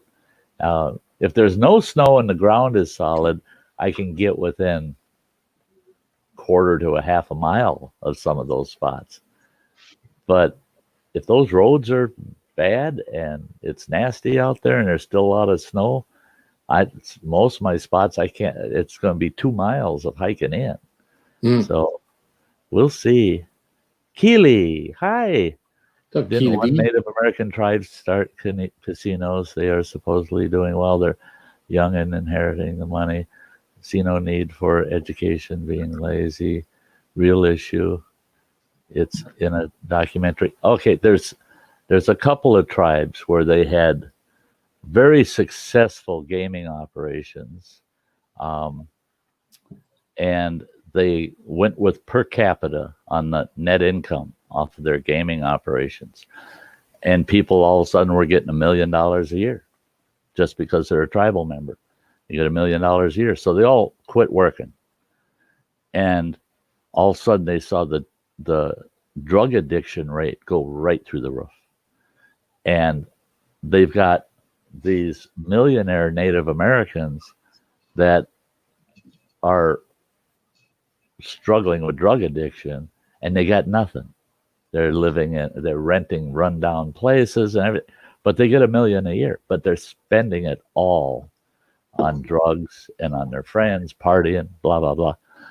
Those tribes are struggling with that right now, but there are other tribes that are so successful, they make Donald Trump look like a wimp. I mean, the Nashatucket Pequots, they get a per capita of close to $5 million per tribal member. Now they only have about 300 registered tribal members. Okay. But that money can only go to you. And I mean, if they have any idea that you're addicted to drugs, they mandate that you go into an inpatient rehab and break that habit. And while you're doing that, your money is held in trust. Your money's held in trust. And then once you clean up, you have access to your money again. They also require that you be gainfully occupied in order to get your close to $5 million a year. You have to be gainfully occupied. And I met this young man that's one of their tribal members, and he works at McDonald's. He's just short order cook at a McDonald's. He gets his $5 million a year, but he's a full-time employee at a McDonald's. And I asked him, I said, well, you must be the manager. He goes, oh, no. I'm just one of the peons in the kitchen. He says, I make your Big Macs. And I said, really? I can't believe that. Why would you do that if you get $5 million a year? He says, I do it so I get my $5 million a year. I have to be gainfully occupied. And he said, I could go to school full time, still get my money because I'm gainfully occupied. I'm doing something that I'll gain from. I could be a full-time volunteer for a humanitarian project, local community project or something, but I have to be full-time. That's gainful. I have to prove that I'm an asset to the community and the world at large in order to get my allocation of money. Otherwise, it sits in trust. And if I'm not gainful at all through my life and I die and there's hundreds of millions of dollars in there, he says, it goes to my heirs, but they have to meet the same requirements I have to meet. And I said, what do the people at McDonald's think of you? And he says, they think I'm nuts. He says, especially when I show up to work in a Porsche. He says, yeah, I go to work in a Porsche. And he says, I go in there and I do what the lowliest McDonald's worker does every day. And he says, and I love it. And he said, I'm proud of the fact that I love my job. He says, who in the hell do you know that can work at a McDonald's, make almost $5 million a year? True. I mean, now he's executive level. But all he does is flip burgers. And that tribe did it right. They did it right. Now they own huge investment companies, and they help other tribes invest in industrial and housing projects, developments. And they will not fund another tribe. They will not fund another tribe to open a casino. They said the only reason they went with gaming is their reservation was so tiny. They had nowhere they could do any industrial development or anything of that sort. So they decided to go with the gaming side of it, and it worked like $1 million for them. And the thing is, every tribal member, the tribe pays for all their health care. The tribe will send you to any college, even Ivy League colleges that you are accepted to. They'll pay for the whole thing. And there's 2 courses of study. You can become a doctor or an attorney. And they'll pay for 100% of that education if you'll come back to the reservation. You work for them at about 60% of the going rate for that position for 4 years, and then they pay off the whole education. Now those two careers, education wise, you're talking a couple $100,000 plus to get that education. So they figure we're not going to pay for a $200,000 education without getting something back. So they say you got to come back, be a doctor for our tribal members or an attorney for the tribe for 4 years, and then we'll wipe off that debt. You won't owe a penny. And it's beautiful. I mean, it's awesome that they do that.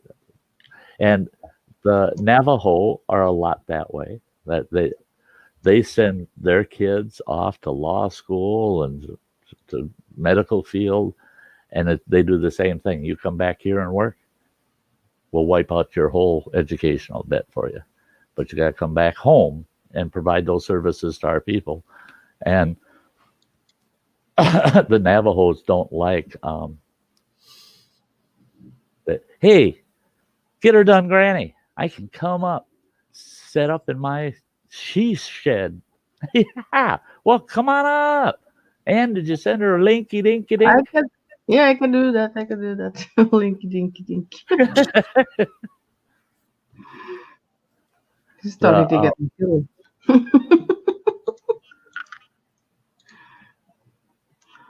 Linky dinky dink. I don't know right now. I don't know. I would say I haven't talked to any of my associates from the Navajo tribe in about 4 months or so, and I don't know of anything current. That there's always something going on with the tribes. I could contact any of the tribes. No electricity or running water. Really? That's been an issue on the Navajo reservation since they formed the reservation.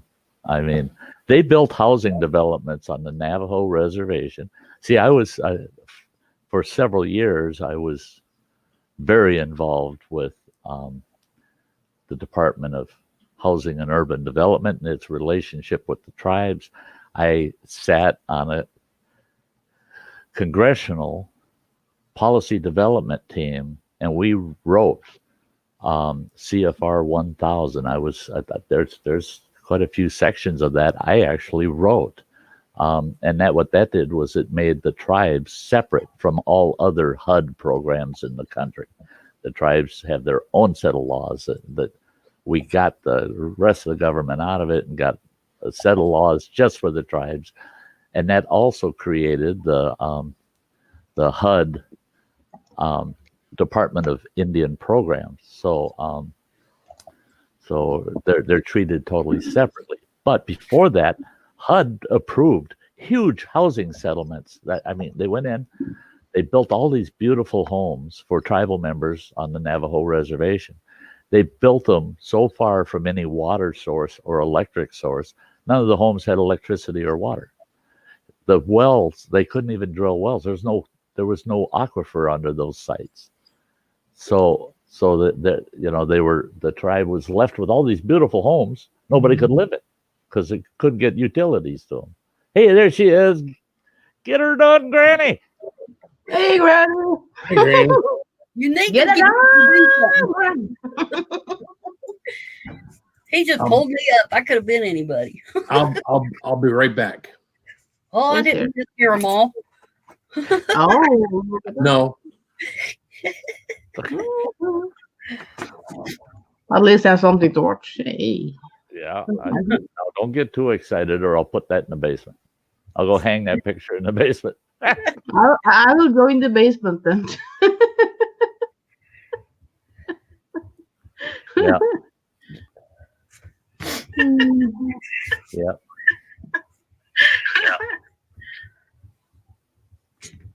What was that?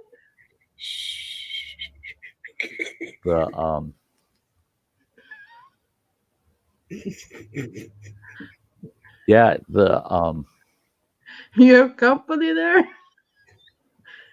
Yeah. JCT, I'm glad you brought that information up. Now you sparked my interest. I keep tabs, and I got so many dear friends on 4 different reservations right here within my neck of the woods, and so I keep close track of all of the issues that affect their reservations. As far as the country is, there's 425 tribal Bureau of Indian Affairs recognized tribal, they call them organizations, which includes all the tribes nationally, including Hawaiian natives to a degree. But people don't realize that either. Is Hawaii is the only state that doesn't recognize Native Americans. Nicholas Green is in I've chat. seen Nicholas. Yeah. You haven't said hello. Yeah. What's up, Nick? There you go. That's it. But yeah, the Native Hawaiians have always been not treated as Native Americans. Yeah, Alaska has many tribes own their own land. That's a misnomer for people to think that tribes don't own land. In this day and age, there's very few tribes that have not purchased land. They own huge tracts of land that they've purchased. Yes.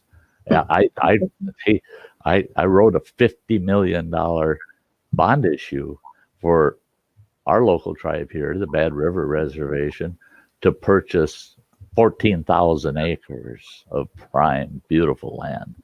And that now is owned by the tribe. It's not held in trust. It's not reservation land. That land they own. And because it was attached to the reservation, it's tax exempted and it becomes part of the reservation, but it's classified as what they call fee simple land. It's not held in trust like the rest of their properties that they got given to them. So supposedly given to them. Yeah, that's a huge topic. We're getting way off track, but because we could spend 2 weeks of streams talking about all of these issues that the Native Americans have to deal with. Yeah, they don't have reservations, but they are classified. All of their lands are classified as reservation lands because they are under federal contracts in order for them to get certain programs like housing development under housing and urban development. We can talk about it all day long, and I've had tribal members say, Sty, you're full of shit. And I tell them, yeah, okay. No, I spent 26 years, every month, a minimum of one trip to Washington, D.C., fighting for Native American rights, sitting on committees, writing policy and law to be put into effect so that tribal members had a leg to stand on to improve their conditions. And I've had so many people tell me, "Oh, Sty, you don't know what the hell you're talking about." And I have to tell them, there's a saying for that. Everybody's got an opinion. It's just like assholes, and I really don't care what anybody tells me beyond what I lived for 26 years. So I know the plight of the Native Americans as well as a Native American does. In fact, I lived on the Indian reservation. I lived on the Indian reservation for 29 years. So yeah, and I was treated just like any tribal member because I chose to live that life. I chose to defend their needs. I don't believe they should be treated specially. Nobody should be treated specially. I don't care who you are. But things that were agreed upon need to be upheld. I mean, there's a lot of things that they agreed upon that were not upheld. And that's what I felt I was there for, is make damn sure that they got remuneration for what they agreed to. Yeah. Oh yeah, JCT. Nobody here has ever said that to me. Yes, no. Yeah, I know that, JCT. Here, hi Samantha. Hey, girl. Yeah, I'm glad to see you. you too. How's it going? It's going pretty good. Hey, Richard out at Bentley's Backwoods Bushcraft. Good to see ya. Happy birthday, Kimberly Ferris. Yes, Kimberly. Happy birthday to you. I want Is that to- today? Yeah, It is. I thought it was tomorrow. it was tomorrow, yesterday. Thanks. I old fool. It was tomorrow yesterday. Yeah, I don't know. Yes, a big happy birthday. Everybody out there say happy birthday. Oh, it is Yeah. tomorrow. It says, Oh, it is tomorrow. Okay, everybody stop them. Yeah, Hey. it's tomorrow. Well, then I must It's have read tomorrow. Facebook wrong then. Huh, weird. I have it right. Is So I was right. Yeah, Was you I right? You had it right and I have it right because I'm tomorrow for you guys. Yeah. No, not big. That'd be. You're already tomorrow. Yeah, Yeah. yeah. So you can say today. Yeah. So happy birthday. thanks you tomorrow. Okay, we'll talk Tomorrow. about that tomorrow. Well, she'll get another one Well- tomorrow then. Well, so what? It's tomorrow. Happy birthday. Yeah. Fuck it. And I'm We sure I'll see celebrate you for- again tomorrow. So I'll tell you happy birthday again. We're so excited. We're going to celebrate for 2 days. Yeah. The old man is always great. The old man's always right. No matter how wrong he No, is, he's right? not. No, he's not. No, he's not. That's right, Bentley. Not always. Yeah. Just when I allow him. Yeah, then it's right. See, that's why I like to tell people that I'll take care of it tomorrow. And then the next day comes and they go, "Hey, you gonna get that done?" I go, "I told you I'd take care of it tomorrow." Mhm. And after a few days of them asking, they realize, yeah, tomorrow never comes because once it's tomorrow, yeah, I'm still gonna take care of it tomorrow. Never said I'd take care of it May today. you have a song that if tomorrow never comes. You have a really good night, Keely. Mike Keeley. Good night, Keely. Take care. Much love. Don't take it hard, Sty. I'm not Well, Ann, you know. I can handle it if it's not hard. I like it a little hard, you know. Yeah. That's why I said I'm not Ann. Yeah. Sorry, guys. Well, it has to be hard, you know. Don't bring it there to my heart. Yeah. I didn't say a word. Yeah, Mhm. yeah. Hunt for heat. See, I tell you You're what, saying nothing. I just love having the ladies on my panel because And this guy. because well, and that guy, you know, but look at what he's wearing. I mean, so he But I fits it. love it. I Yeah. like it. I won't like it. Pull it and bing! Right That would over be his fun. nipple. Yeah, right That'd over be his Yeah. Yep. I'd like to hook it to the trailer hitch on a pickup truck as it's driving by. No, poor Phil. Don't do that. And just watch it get tighter and tighter and say, "Phil, bye." No, not so bad. Poor Phil. Just as long as he doesn't get hurt. I don't want him hurt, you know. Yeah, don't hurt my Phil Phil. would be funnier than hell. Yeah, don't hurt That's- my buddy. Don't hurt Be my nice to buddy. him. Don't, yeah, be nice with my buddy. Your buddy's up to something. You've been off for a while. I tell you, boy, Yeah. did he have to go. You never know about him. Never know. Never. Oh no. He's Never maybe know. maybe sit there and eat, you know, or doing his phone. I didn't never know. Hey Blake, welcome Maybe. back.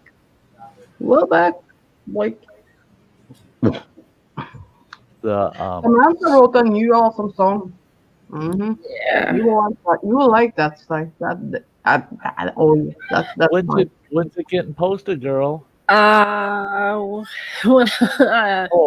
well. whoa, dude, chill. Yeah, I haven't recorded it yet, so I'll I'll let you Oh, know. okay. I always Okay. get the preview, you know. I got the preview. Yeah, I know. You get all of these. Yeah.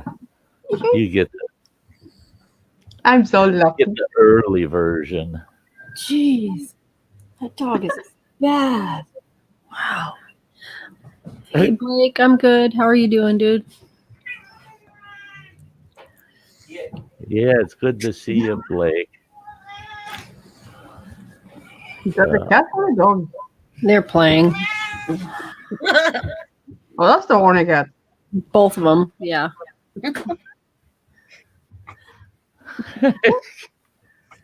Wow. Well, no, both is male. Yeah, that doesn't work. No. I was thinking you never know what animals are like. Maybe you can mix a dog and a cat and yeah, I don't know. But yeah.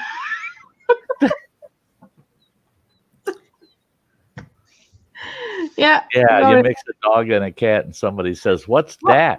And you Yeah. go, "Right." Have you seen how many different animal? How you put that? When different species get together, you know, is a Yeah. lot. It's not just the same kind, you know. It's a lot. Yeah. When you So- fall in love, you fall in love. You know, you never know. They just, and that's the thing is, thank goodness that that definite full species splits can't have babies. No. We'd end up with some weird critters out there. Yeah. Oh, Blake, those arrowheads you make are awesome, man. They are awesome. I love them. Whenever I see the folks you sent them to wearing them, I just like, oh, hey, you. Yeah. Killdeer. Tyler. Yeah. Sty want one. Sty want one. I want one. Too. I don't ask for stuff like that, but I just told I you. love bragging up somebody's skills when they've got special skills like that. Well, he is good at it. Yeah. He is. He does an awesome job. Yeah. Yeah. Beautiful stuff. Beautiful stuff. Oh yeah, hunt for heat. Yeah, amen. Because after the chicken video, yeah. Now you don't have to hire a guy to put on a chicken suit. He just shows up looking that way, right? Are you back to chicken again? Really? Really? Well, you were talking about two different species. I wasn't talking about chicken. Well, it's two different species, that video. Yeah, but I didn't talk about chicken this time. No. You didn't have to say the word. We understood totally. You said the chicken. You said it No, first. I didn't say the chicken. Yeah, you did. No, Cindy did. Hunt for And heat. you said it. And you said it out loud. Typing it's not out loud. Yes, it is. So typing is not out loud. And that's about as out loud as you can get. That's carved in stone. It Of says course it is. amen because after the chicken video, I hate it when mommy and daddy fight. that's not out loud. She whispered that over there in the chat. She whispered it. Nobody heard it. It wasn't out loud. Mommy and daddy won't cry. Won't fight anymore. Yeah. You can go back in. It's safe. Shut up, Spicy, or we'll send you to your room. Yeah.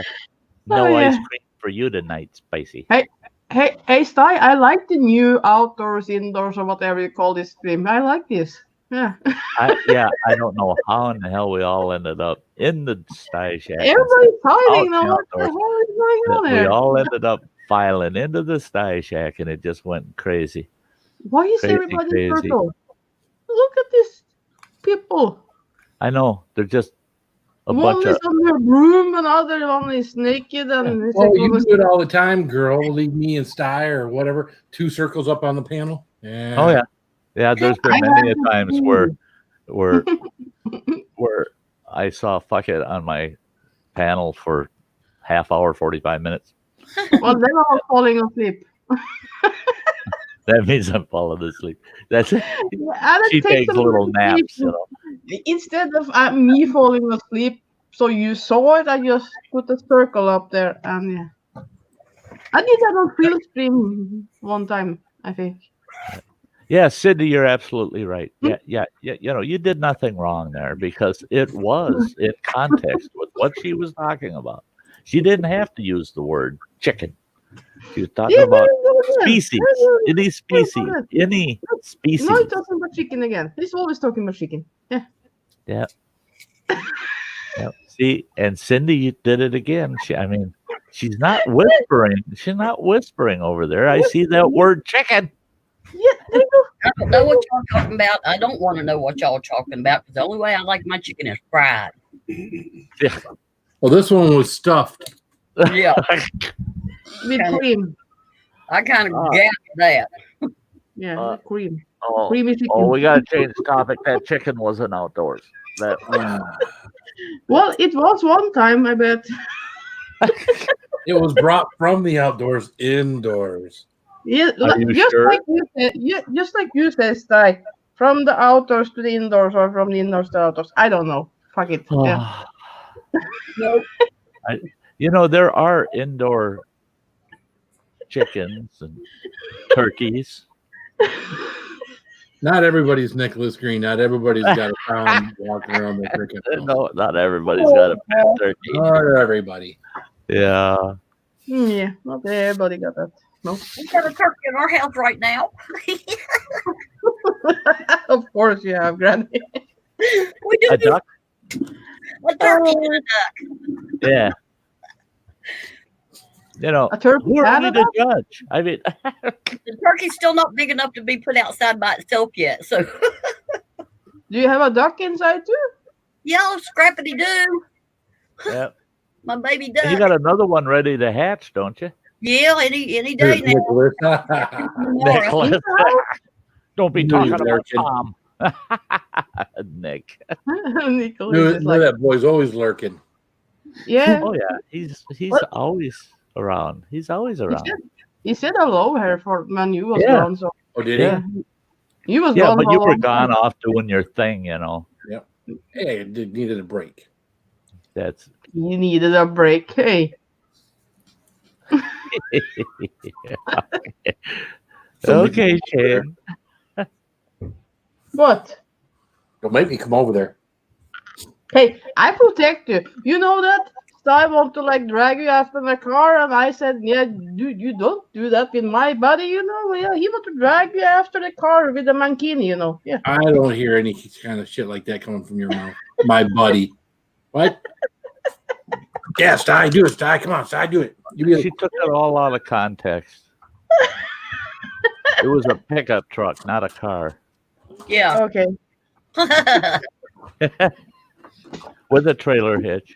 with the trailer hitch. You didn't Back say into the people. mankini over the trailer hitch. Yeah. But I did say it would be really funny, but I don't want Phil hurt,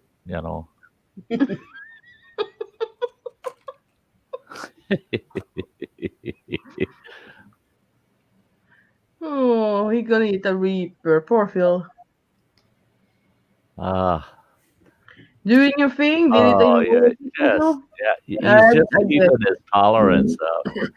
Goofball. It took a while, so maybe that, Cindy. I don't own any chickens. Well, he borrowed neighbor's cock, I guess. A hole is a hole. You never know. Yeah. So what You is say the so, weather man. like in Alaska today? Snow's melting. It's overcast. Yeah. It's starting. Oh, To, I'll make sure I got plenty of chicken left over for you, Nicholas. We'll save you the hindquarters since that's what you like the best. No, you can have my share, Nick. yeah, I don't want it. Yeah. I'll eat the potato salad, but I'm skipping the chicken. Yeah, I just want the gravy.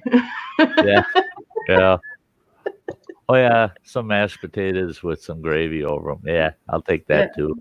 You can Yeah. keep the meat, Nicholas. Keep the meat.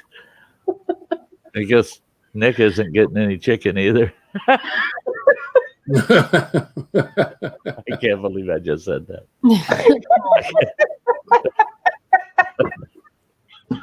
I can't. Oh, God, shame on me. Shame on me. Shame on you, Sty. Yeah. Oh God. Oh. Yeah, I mean, there are a couple of people on this panel that bring the shadier side of Sty out. Look at right away. He's going, who, me? And right away, Ann's trying to blame Sam. And I always say that. Yeah. Yeah, he who first smelt it, dealt it. Yeah. It's them two. Yeah. You got to have a shady side to bring the side out. So That's Yeah. You're trying to put it all back on me, right? Mm-hmm. Oh, yep. Yeah, Nick. of course. I agree with him. Yeah. It's all your Yeah, fault. Nick, you called the cops if you catch somebody trying to stuff Tom. Yeah, Oh, he's a pet. That's You animal betcha. cruelty. I would love to see that. That's his pet. Oh my God. There's a difference between a pet and, Sty used to the cops. I really want to see that. Here we go again, Sty. What have you done this time? What do you mean? What have I done? He's standing with a fucking turkey. I got no turkey. He's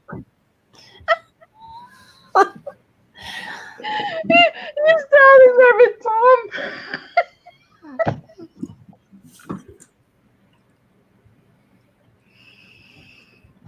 Oh, she got the giggles again. yeah, she likes that one. That's no dry She gets turkey that. there, huh? She gets that way when her mind ends up in the gutter, and then she just giggles for hours. To just Excuse me. No, I don't.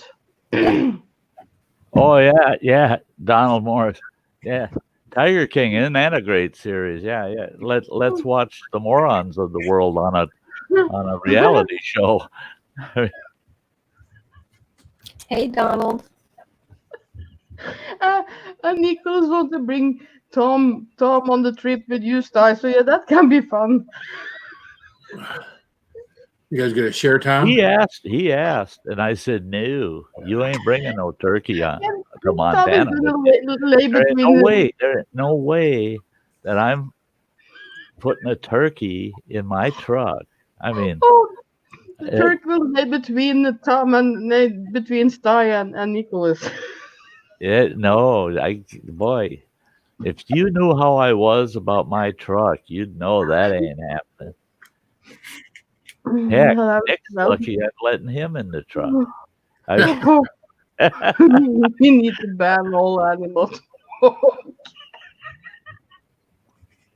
Yeah, we do need to, and that's tough when your channel's about the outdoors. We like to talk about the outdoors, and there's wildlife out there. And the thing is because it's wildlife, Anne's going to run with it. She's going to go, oh, that one's wild. It's just not. Hey, it is. Hey. What, Phil? It is just you. No, fuck it. It isn't. You brought the chicken into this. Not What? me. I didn't do anything. I was gone. What the hell is going on? You weren't gone when you first sent that chicken video out around. Can you guys still see me? My computer went black. Yeah, we can see you. You see the green screen. An error occurred trying to create your green screen effect. This usually occurs if your device isn't powerful enough or another program is using lots of resources. Close your... Oh, fuck it. Well, you're just reading the beat heck, and there ain't nothing that long over in the chat. Like, what the hell is she reading? There ain't none of that. Reducing your camera rulers, fuck it. Camera rulers can also help. What the hell are you complaining about? No, you fucking moron. Stupid piece of shit, you fucking bastard.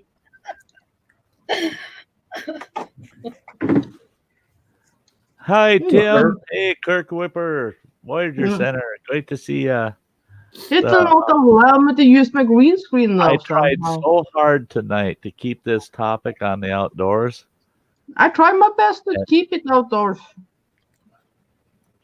Yeah, I could get a pen of chickens outside if you want to. We just go outside and be in the outdoors. Yeah, we can. Hey, Kirk. Yeah. Hey, Yeah. howdy. Is my laptop warm? You know, Blake's saying there's a sign I see all the time in Florida while kayaking. It says, "Don't molest the alligators." I've seen that in some zoos. We got a petting kind of zoo down there. It's a wild zoo. It's got just wild animals. It's not your typical zoo kind of animals. It's got they've got a mountain lion there, but porcupines and badgers and things like that.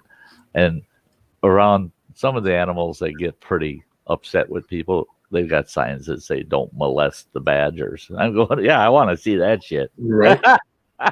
I want to see somebody try to molest that badger. Yeah, let's see this happen. Badger ain't having nothing to do with that. That badger, no. Yeah. I got a meat grinder that you can cuddle up to. That'll probably do less harm to you. But yeah, who the heck's the moron that came up with the sign? Right. Just to be funny, don't right? molest the alligators. Well, everybody thinks they're Crocodile Dundee or what's his name, Steve Irwin. Oh, they get over top of the alligator, think they're gonna jump on top of it, hold a mouth shut. As long as you can hold a mouth shut, you'll be fine. Unless, of course, the mother effer rolls on you. Well, that's it. I mean, these. Well, we're back to the Tiger King. I mean, these people. We had a guy over in Buffalo, Minnesota. He had 6 tigers. And they had these big, round cages they were in. The cages were actually on concrete pads, which is stupid because, the poor tigers having to walk on concrete all day.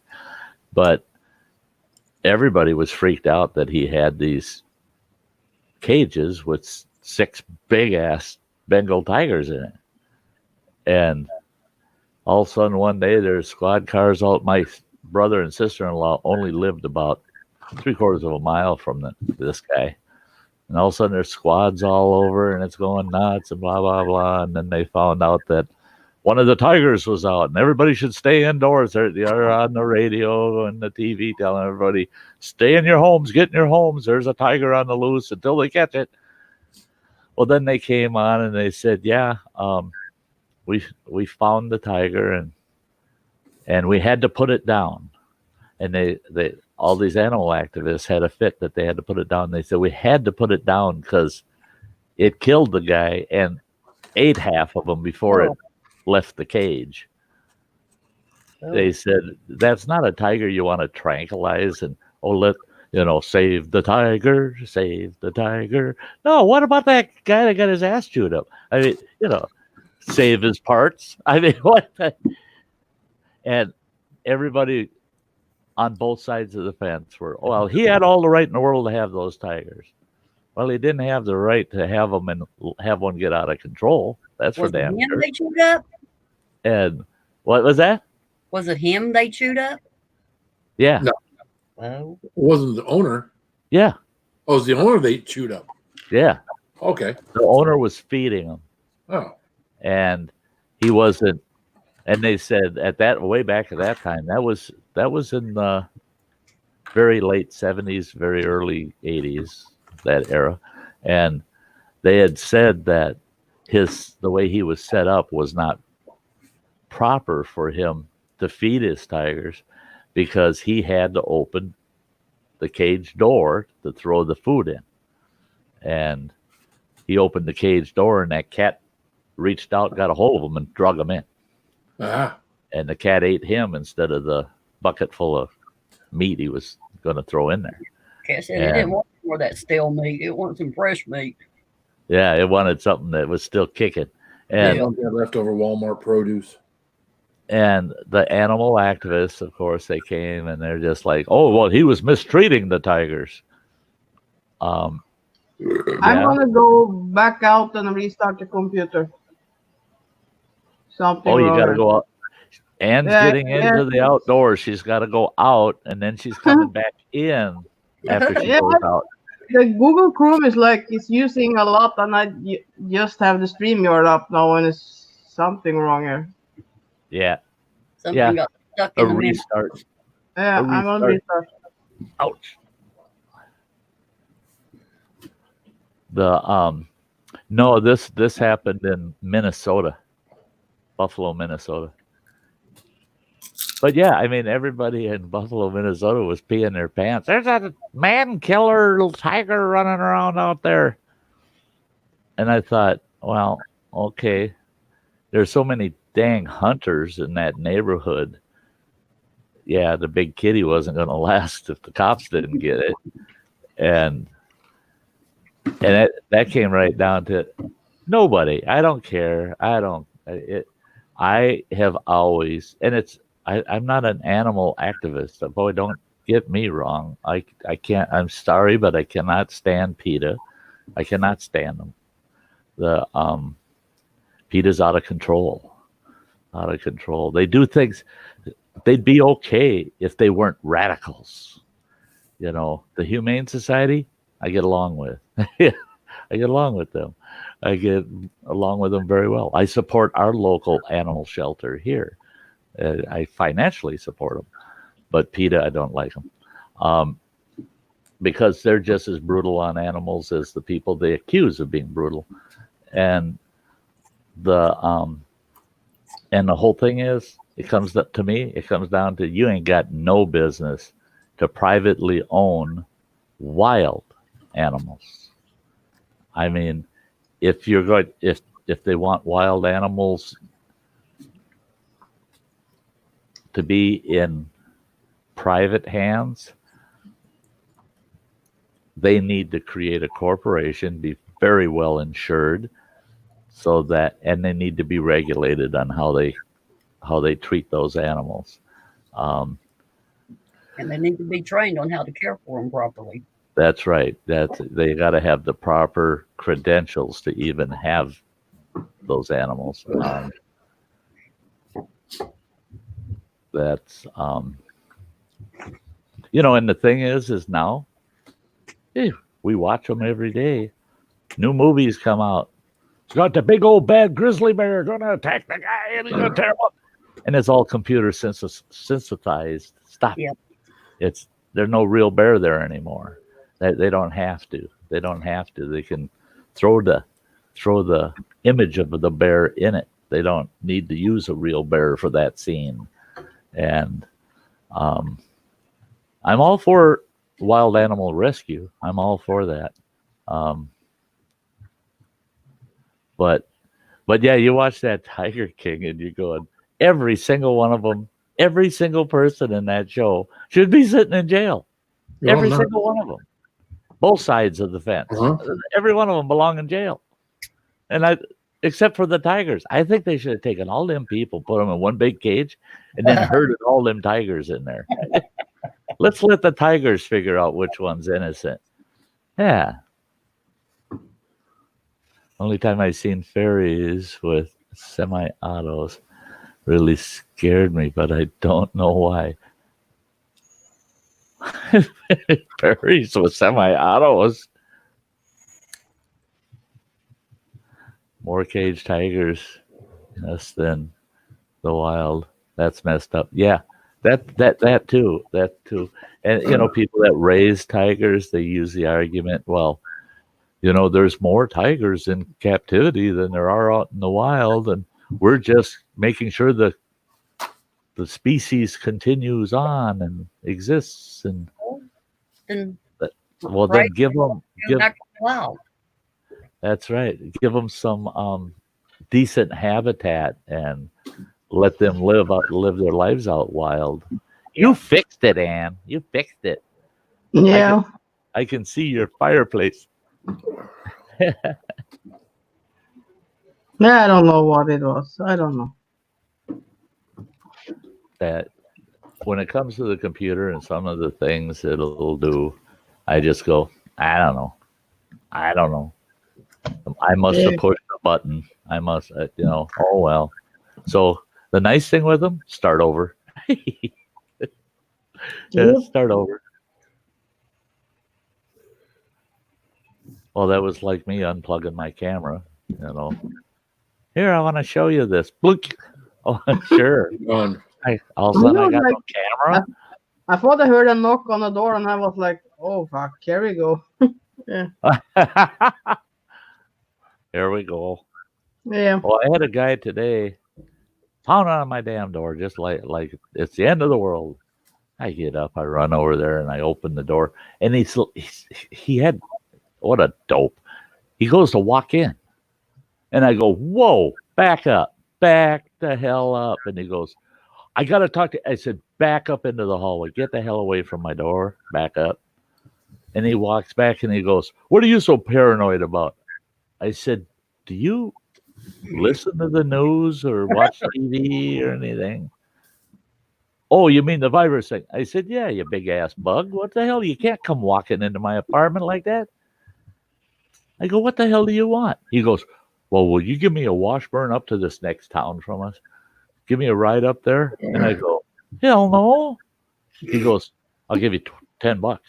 I said, yeah, covered in virus. I don't want it. He goes, $20. I go, no, I ain't doing it. He says, $30. I said, $500 and it can kiss my ass and I'll use hand sanitizer on it. Thank you very much. Get lost. What the hell's the matter with you? Why the hell would I want you in my truck? Get lost. I don't know you from Adam. I ain't gonna know. $30 would have been, I would have made about $27 with the gas I would have burned up. But on a good day, I would have said, yeah, oh yeah, what the hell, I'll take it. But with this virus thing going on, I see that guy maybe once every 3 months. And I don't know who he's been around. And if he wants to go up to that neighbor in town, that means he's out running around. No, I know. I ain't taking you nowhere. Take your $30 and stick it. I'm staying at home and I'm going to eat ice cream. Metal Music does have a good point. You could have stuck him in the tailgate area. Yeah. Yeah. That's not such a, I got a tonneau cover on my truck. The only problem is I got my old recliner still in the box of my truck that used to sit here. Right. But I could have had them sit in the recliner. I could have rolled that tonneau cover up, put the back on the recliner, and said, "There, you're riding there. There's your seat." You could put it on top of the truck. You could put it like Granny from the Beverly Hillbillies. That's right. Yeah. Rocking back and forth. He's I don't know. I don't know what the hell he had to get up there for in such a big ass hurry, but then I could hear him knocking on other people's doors, and the amount of doors I heard him knocking on, everybody was doing the same as me. Yeah. Get away, go away. We ain't giving you no damn right. And there's nothing in that town. There's not a health clinic. There's not a hospital. They got a small grocery store in that town. There's nothing up there. So what's so essential in that little town? I mean, that town's got a population of about 1,200. We live in a town that's got 10,000 people. Now, I think whatever you have to have, it's got to be here. I mean, it can't be out in the sticks in that little town.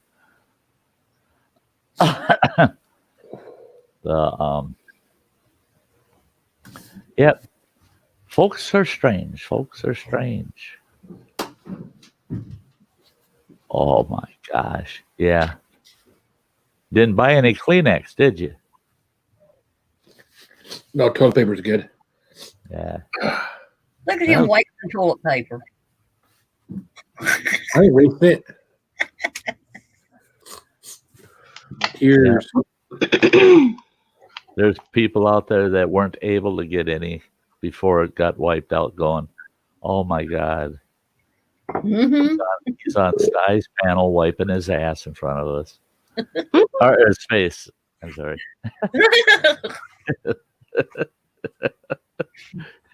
Dusting off, yeah. I get done with it, burn it.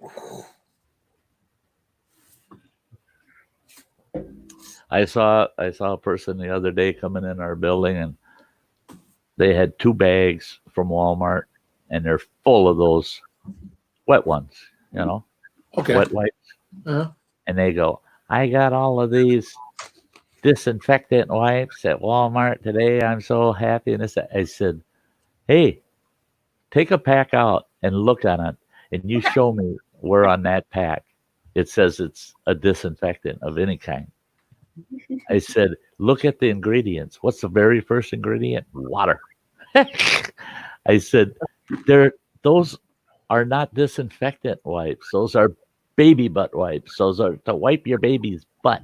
They're not there to get rid of bacteria or viruses.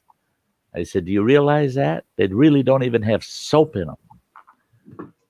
And they're looking at the package and they're going, oh, I got screwed. I said, you and about 500,000 other people in this country were in there wiping out those wipes, thinking, oh, they're I can clean everything with those, and everything will be clean. No, you're just wiping stuff around like the virus. You're just moving that around with it, Yeah, it looks clean, but you're just wiping stuff around. And it's got to say that it's a disinfectant. Otherwise it's just a wet one. It's just a wet one. Good night, Kirk. Hey, Kirk. Tim. Yeah, Tim, you have a good night. Stay safe.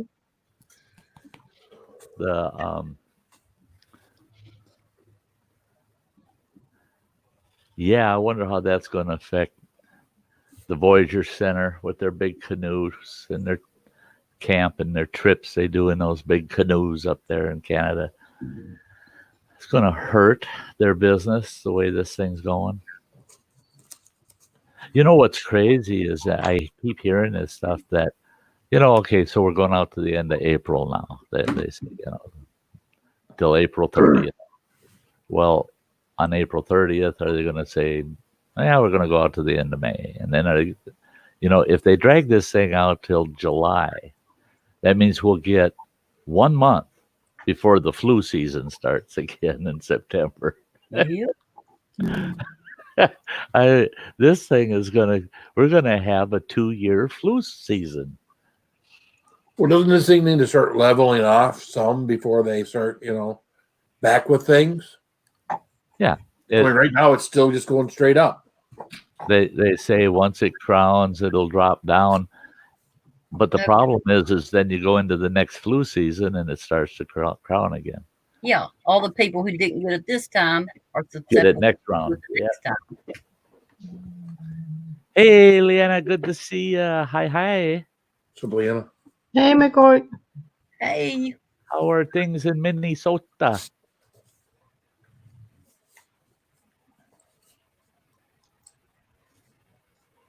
Yeah, stay home, stay safe.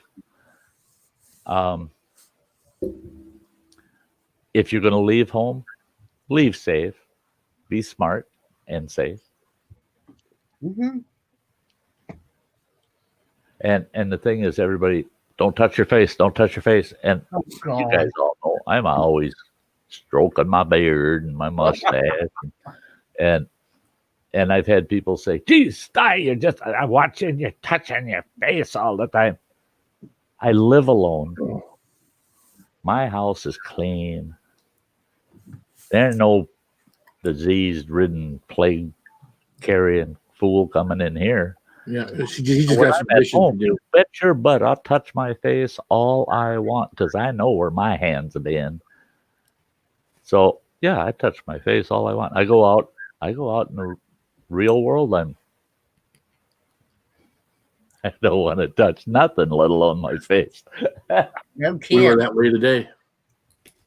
And now they say that we should all be wearing cloth masks, They say the cloth mask because when you go out somewhere, you have that tendency to touch your face. Right. So it's going to keep. Cloth It's mask, going to help. It's going to help stop you Right. transmitting it by touching that Right. instead of your actual it's face. going to be kind of a reminder. Oh wait, I don't want to touch my face. And it does slow down you emitting moisture particles when you're coughing or talking. But here's the thing. I heard this the other day and I agreed 100%.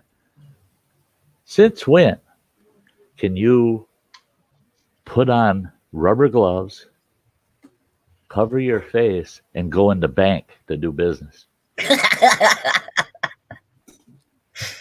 The poor tellers, it's like, oh, maybe it's that one. Yeah. You know, they're looking at all these customers standing 6 feet apart, and half of them got their hands in their pockets because they don't want to touch anything. And they're wearing masks and they got rubber gloves. You can see the cuffs sticking out of their pockets. And it's those tellers are going to be thinking, which one of them's got a gun in their pocket? You know, what the hell? Same with the post office. Walk in the post office, you're masked up and you got your gloves on and you're going in the post office. How can they tell if you're postal or not? I mean, yeah, there's certain things that, you know, that this is affecting that is the peripheral issues that go with this whole virus are just, it's getting broader and broader and broader.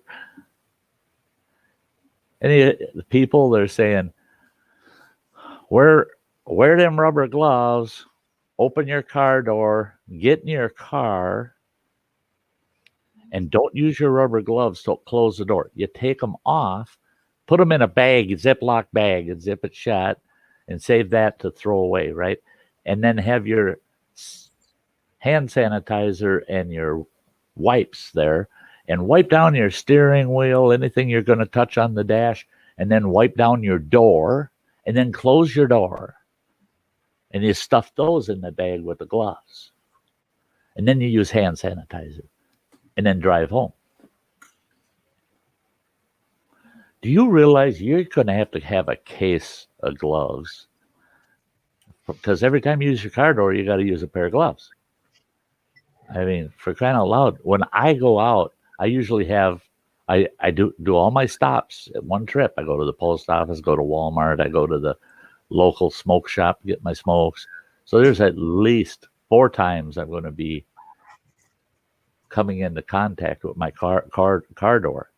And they said, don't waste your time cleaning the outside of your car door because anybody could walk by and touch your car door handle. Not without setting the alarm off on my truck, they ain't. You know, if my truck's screaming at me, then I'll think somebody touched my door handles. But yeah, it's really, and they're saying make sure to save all the N95 masks for the medical field. Well, I am all for making sure they got all they need. I mean, medical people, you betcha, make sure they got everything they need. But to tell people, well, now start wearing cloth masks, that's what all of a sudden, yeah, everybody's a Lone Ranger. I mean, holy shit, we don't know who's who out there. What are those masks made out of, though, that makes them so? It's the material it's made out of. There's paper fiber and there's cotton fibers in it. It's all natural fiber, but it's how it's processed. Like HEPA. The way it's processed, it's sterile, and then the particulates, they're processed in a fashion that the fewest number of particulates can get through it. Okay. I can't remember how many times greater it is than a standard, like a t-shirt cotton. It's a huge number of times greater filtration. I'm gonna take a picture of a calf for Chili Bean.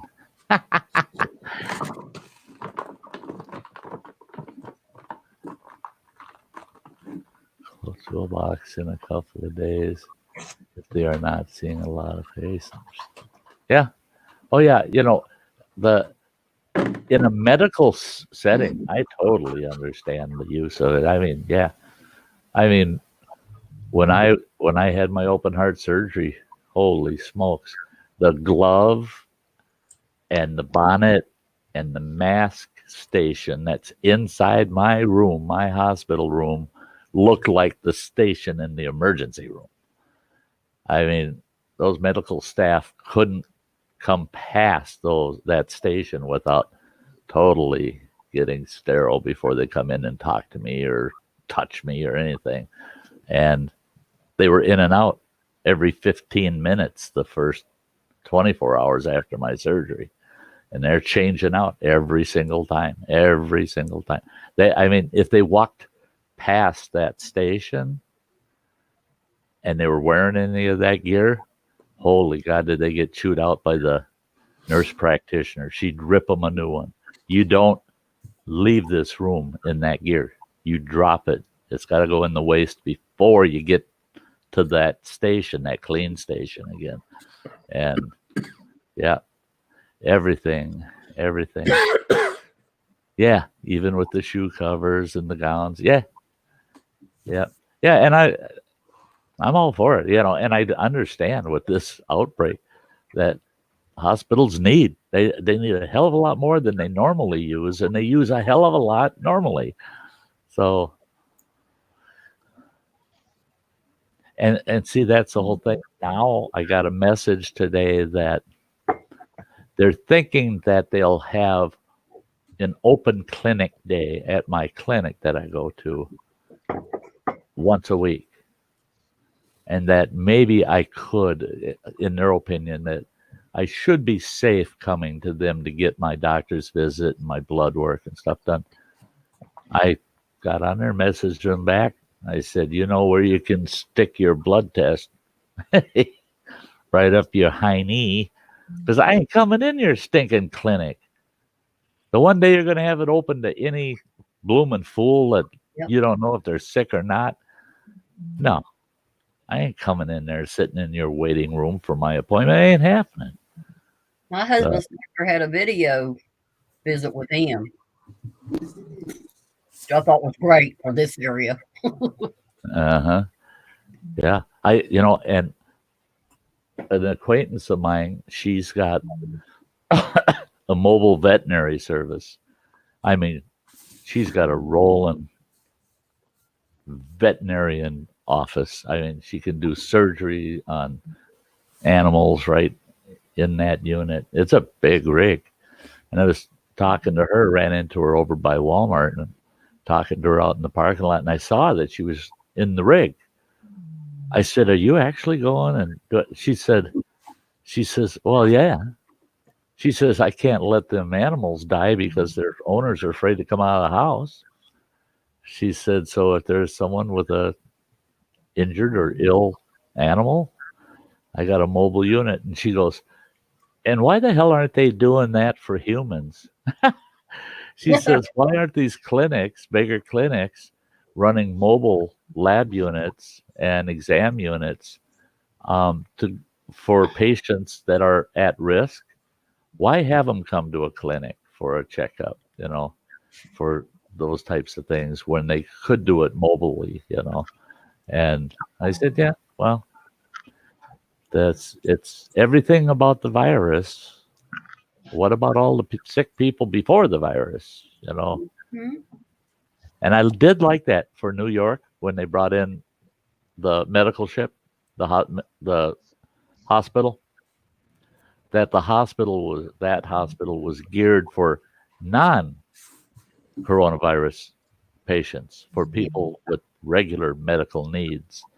But I don't like that now they're talking, well, now we're thinking we should let the COVID-19 patients onto the hospital ship also. No. They had the right idea. Separate those people that have no regular illnesses. Separate them from the risk instead of having them all go to the same places, Yeah. That is such a idea. As many hospitals as there are around every place, they should designate certain hospitals for certain things during a time like this. Yeah, during a time like this, they definitely should have the people that have that separate. And even the doctors, they should be separate doctors that are specifically working on those people so that they're not cross-infecting people. Exactly. There's, not every doctor has to do COVID. Not every one of them has to do it. We've got a big hospital here. You got to keep them away from. You got to keep those doctors away from each other. They aren't testing people, and they've got people over there that's got the symptoms. There's a lady over there right now whose daughter is very upset because they won't even test her for it, and she's got the symptoms. It's done turned into double pneumonia on her, and the doctors aren't even testing for it over there. Go figure. Okay, Sam. See you, Sam. Oh, dinner time. I'm hungry now. Sam, when she heads to dinner, I always, I'm hungry now. You know what? The thing is like the numbers, Numbers aren't right. Everybody's saying, don't listen to anything out there. The politicians, anybody, don't listen to none of that unless it's coming right from the CDC. Okay, that's pretty sound advice, actually. That's pretty sound. The CDC really does have access to the best doctors out there and the best researchers. So even if their information's not the best, it's still better than most of it out there. And same with Johns Hopkins. I mean, one of the greatest research universities in the world. They've got good information. But what I don't see, and you get these little pieces that pop out where one of these top doctors say, oh yeah, you see how huge, take a look at how many confirmed cases there are in China, and we're more than double that in the US in a fraction of the amount of time that China has had the virus. Now China has, 5 times our population? Yep. Why is that? And it's all because these other countries, and I totally agree with these doctors that are saying the reason you're seeing these huge numbers in the US is because they know they have to tell you what they know. We know that there's this many cases that if they get caught a year from now, have lied about it, well, their political careers are gone. Those other countries, they don't give a shit. And they're not reporting to us their true numbers. Yeah. You think that's 81,000 cases is a true number in China? No. That's bullshit. Come on, people. When you look at all those numbers, like on the CDC site and Johns Hopkins, you look at all those numbers, the U.S. is the worst in the world. Why is it we're always the worst? We're always the worst. In any incident, we're the worst. It's because we report what we know. Those other countries say, you ain't saying that shit about us. They're telling their reporters. Come to think of it, folks, in China, a Chinese lady challenged with a question one of the leaders in China, and she got a life in prison sentence. So do you think they're giving us accurate numbers about their COVID-19? No, they're not. So those numbers are only as accurate as their source, where it's coming from. And no, the U.S. is not, and I'm not downplaying the virus whatsoever. In fact, it's worse than even the U.S. is telling us it is, I guarantee you, because we don't have, all the numbers aren't in. They're just not in yet. But all the numbers aren't in on these other nations either. They're just not telling it the way it really is. Oh, here's a good example because I got her right here. Norway, their numbers. I'm going, shame on what CDC's reporting on Norway. They're saying 5,500 cases confirmed. And I'm going, bullshit. Bullshit. I've seen little articles popping up about Norway and Sweden, and those numbers don't come anywhere close what's being internationally stated. They're downplaying it. They're downplaying it. So those numbers, this morning I'm looking at those numbers again, and I'm going, I don't believe none of these numbers. But what I do believe, it's just like YouTube. It's just like YouTube. It depends on which country you are, whether you're going to go viral or not. Yeah. The fact of the matter is thinking virus is everywhere. It's in the whole world now. It's everywhere. Yeah, well, according to our state, and the stats for our state, there's only 282 cases with 2 deaths, which I know for a fact is not correct. Right. We had one lady here in my town, and we have a very small town, who passed away from it. But she was in a different county, so they reported it for that county. They didn't report it for our county. So people walking around town think they're safe. Yeah, it never got here, right? Right. They're not. It's here. They just are not making the reports on it. And I know this because my daughter works for the CDC, and she works in the death investigation department, and she knows what's coming through. That's how I know. Yeah. So, that's like here, we found out the neighboring county. I finally got the stats on it, and it said there were 2 confirmed cases in this neighboring county. It's right next door to us. And then I found confirmed deaths. Yeah. Same county, 2. Yep. So both confirmed cases passed away, for God's sakes. And there was nothing local about it. Nothing. Nope. Not a word. Not a word. And they're not allowed to say anything. The people that's working there, they're not allowed to say anything to the public. Yeah. Yep. Because of the government laws. Yeah. The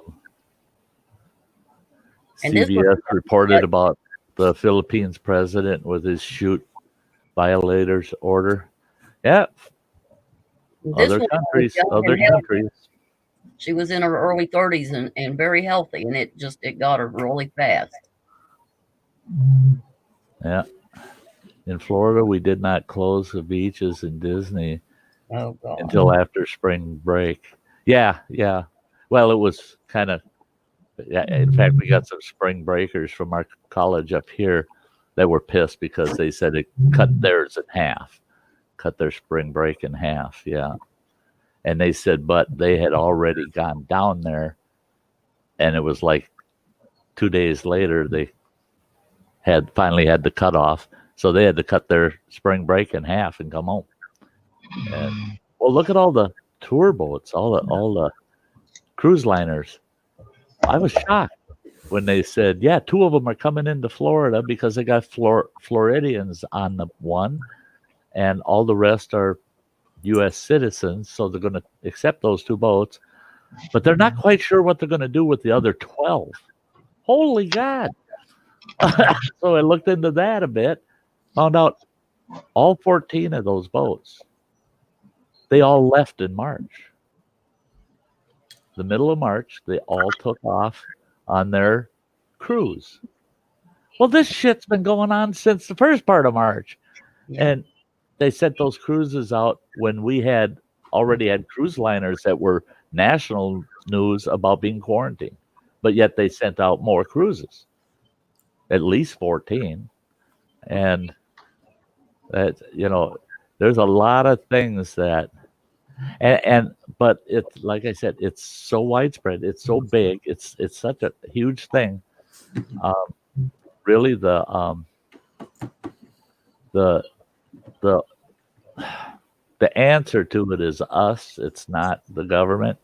There is no way the government could address every single thing that's going to affect us with this virus. There's no way the government could do it.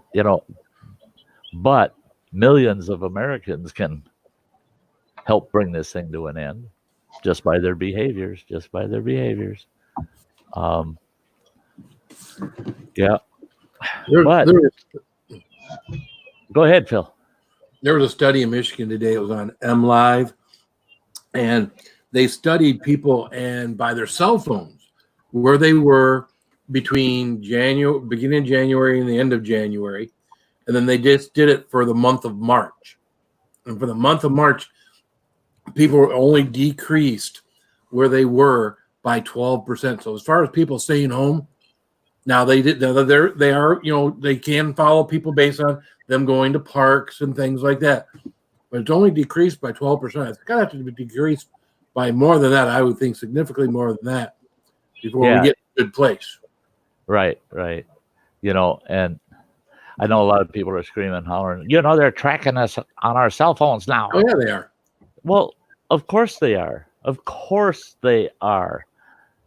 They're not tracking you.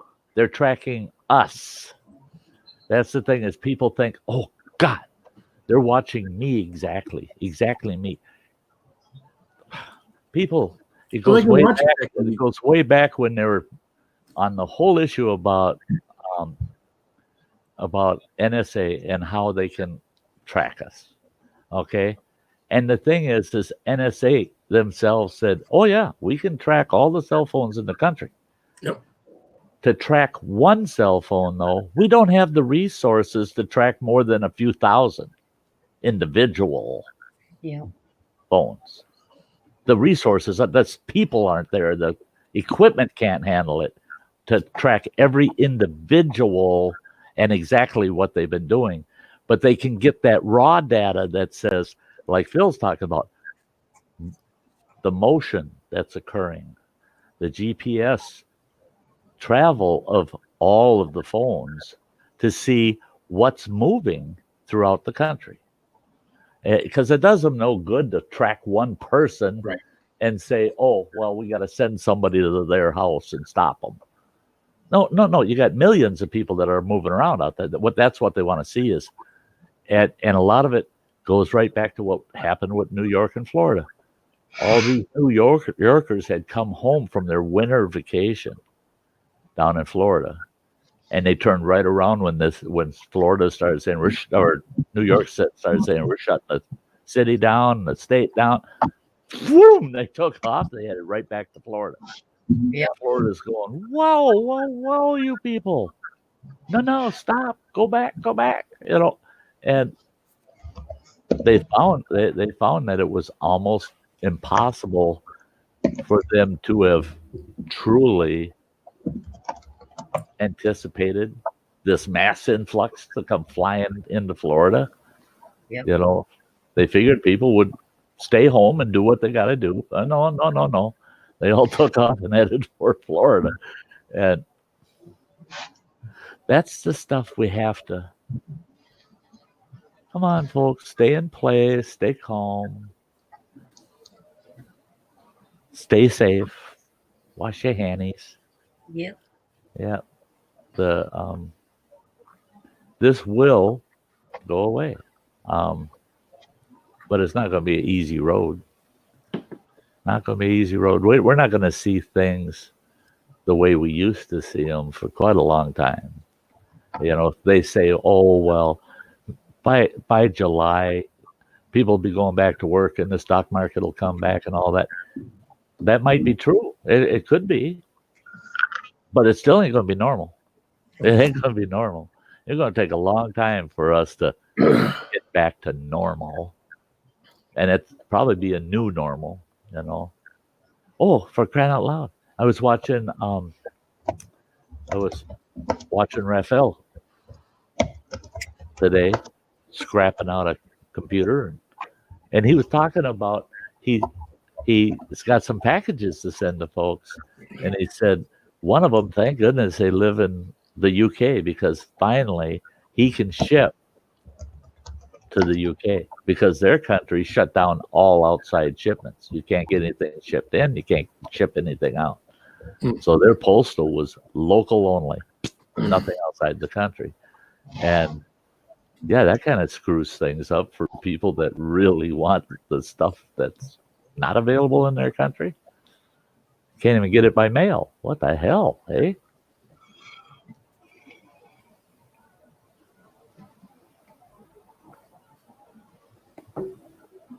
Yeah, Anne has told me many times. What's the big deal, people? What's the problem? You can't handle a little isolation? That girl, she knows isolation. Yeah. Yeah. For her to get out, she comes here. She comes here to get out. Yeah, if it hasn't been for you guys, like I have had nobody to talk to. Like And more or less, you guys saved me. Like yeah, I will say so far that you have that. Yeah. And as long as they let us on here, we'll be here for you. You know that too. You know that too. Yeah, I know. Just don't go too much crazier on us than you already are. she won't, because she rubs some of it off on you. Well, she yeah. So I feel like a cat scratching post over here. Yep. Oh, I gotta sharpen these claws. Where's Phil? I gotta sharpen my claws on Phil for a while. That's okay. I give her a lot of my crazy too, so I think it's equal. I think for all of us, everybody that hangs out together on this platform like we do, yeah, we need each other. We definitely need each other. No, I know I could. So yeah. We were talking about something the other day, and said something like, "You truly are crazier than I am," and I was like, "Yeah." Well, I forget what was that we were talking about. Something weird.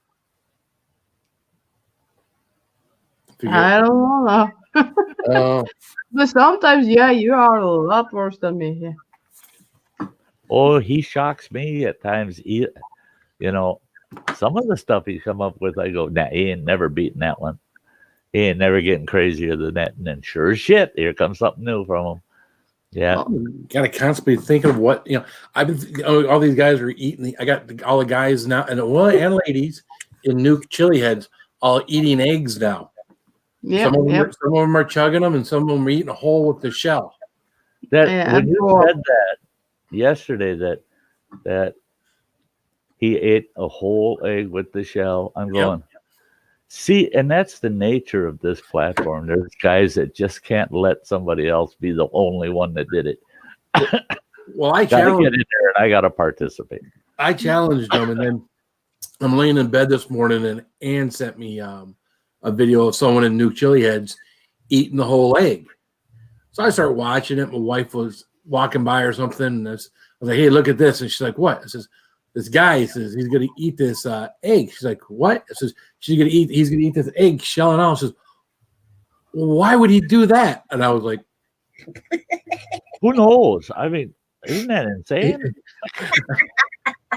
And basically, I wound up telling her, it's like, yeah, I may have started this challenge. She's like, "You haven't done that, have you?" I was like, She knows about me chugging the eggs. But she didn't know about me eating them, shelling off. She's like, "You're going to hurt yourself. You're going to, those edges are sharp." I said, "Not when I get done chewing them." I wish I should have put that into my saved videos, because I watched one that was this morning. This guy, he's retired from a freak show, the old days of freak shows. I'm not a freak. Hold on a second. No. This guy was in the freak show because he could eat light bulbs. Yeah. I've seen that one. Yeah. And no shit. I mean, they got right in his kisser with that camera to prove that he's eating those light bulbs. I mean, he pops that thing in his mouth and chong, chong, chong, chong, chong, chong, chong, chong, chong, and swallows that glass. Mm-hmm. Holy shit. I don't care what anybody says. I ain't never doing that shit. It ain't Nope. happening. No way. I can just see it. I'd go chomp, chomp, chomp, blood, blood, blood, blood. Yeah. And I die. Most of them that do it do get cuts inside their mouth. Yes. Yeah. And that was one thing in that video they said is that he always had lesions, cuts throughout his mouth. And he could only do that routine like once every 3 days or something. And I thought, well, if it's cutting his mouth, what's it doing on that way out? Because you can't digest glass. Yeah. But then I thought, okay, now I know eggshells are not as sharp as that glass. So, It's sharp. But for the most part, they do digest for the most part.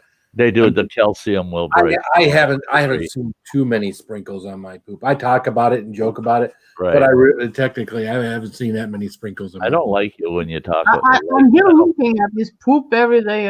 He's staring at this poop. Hey, I don't like it when he mentions sprinkles. I picture these like brownies with sprinkles on them.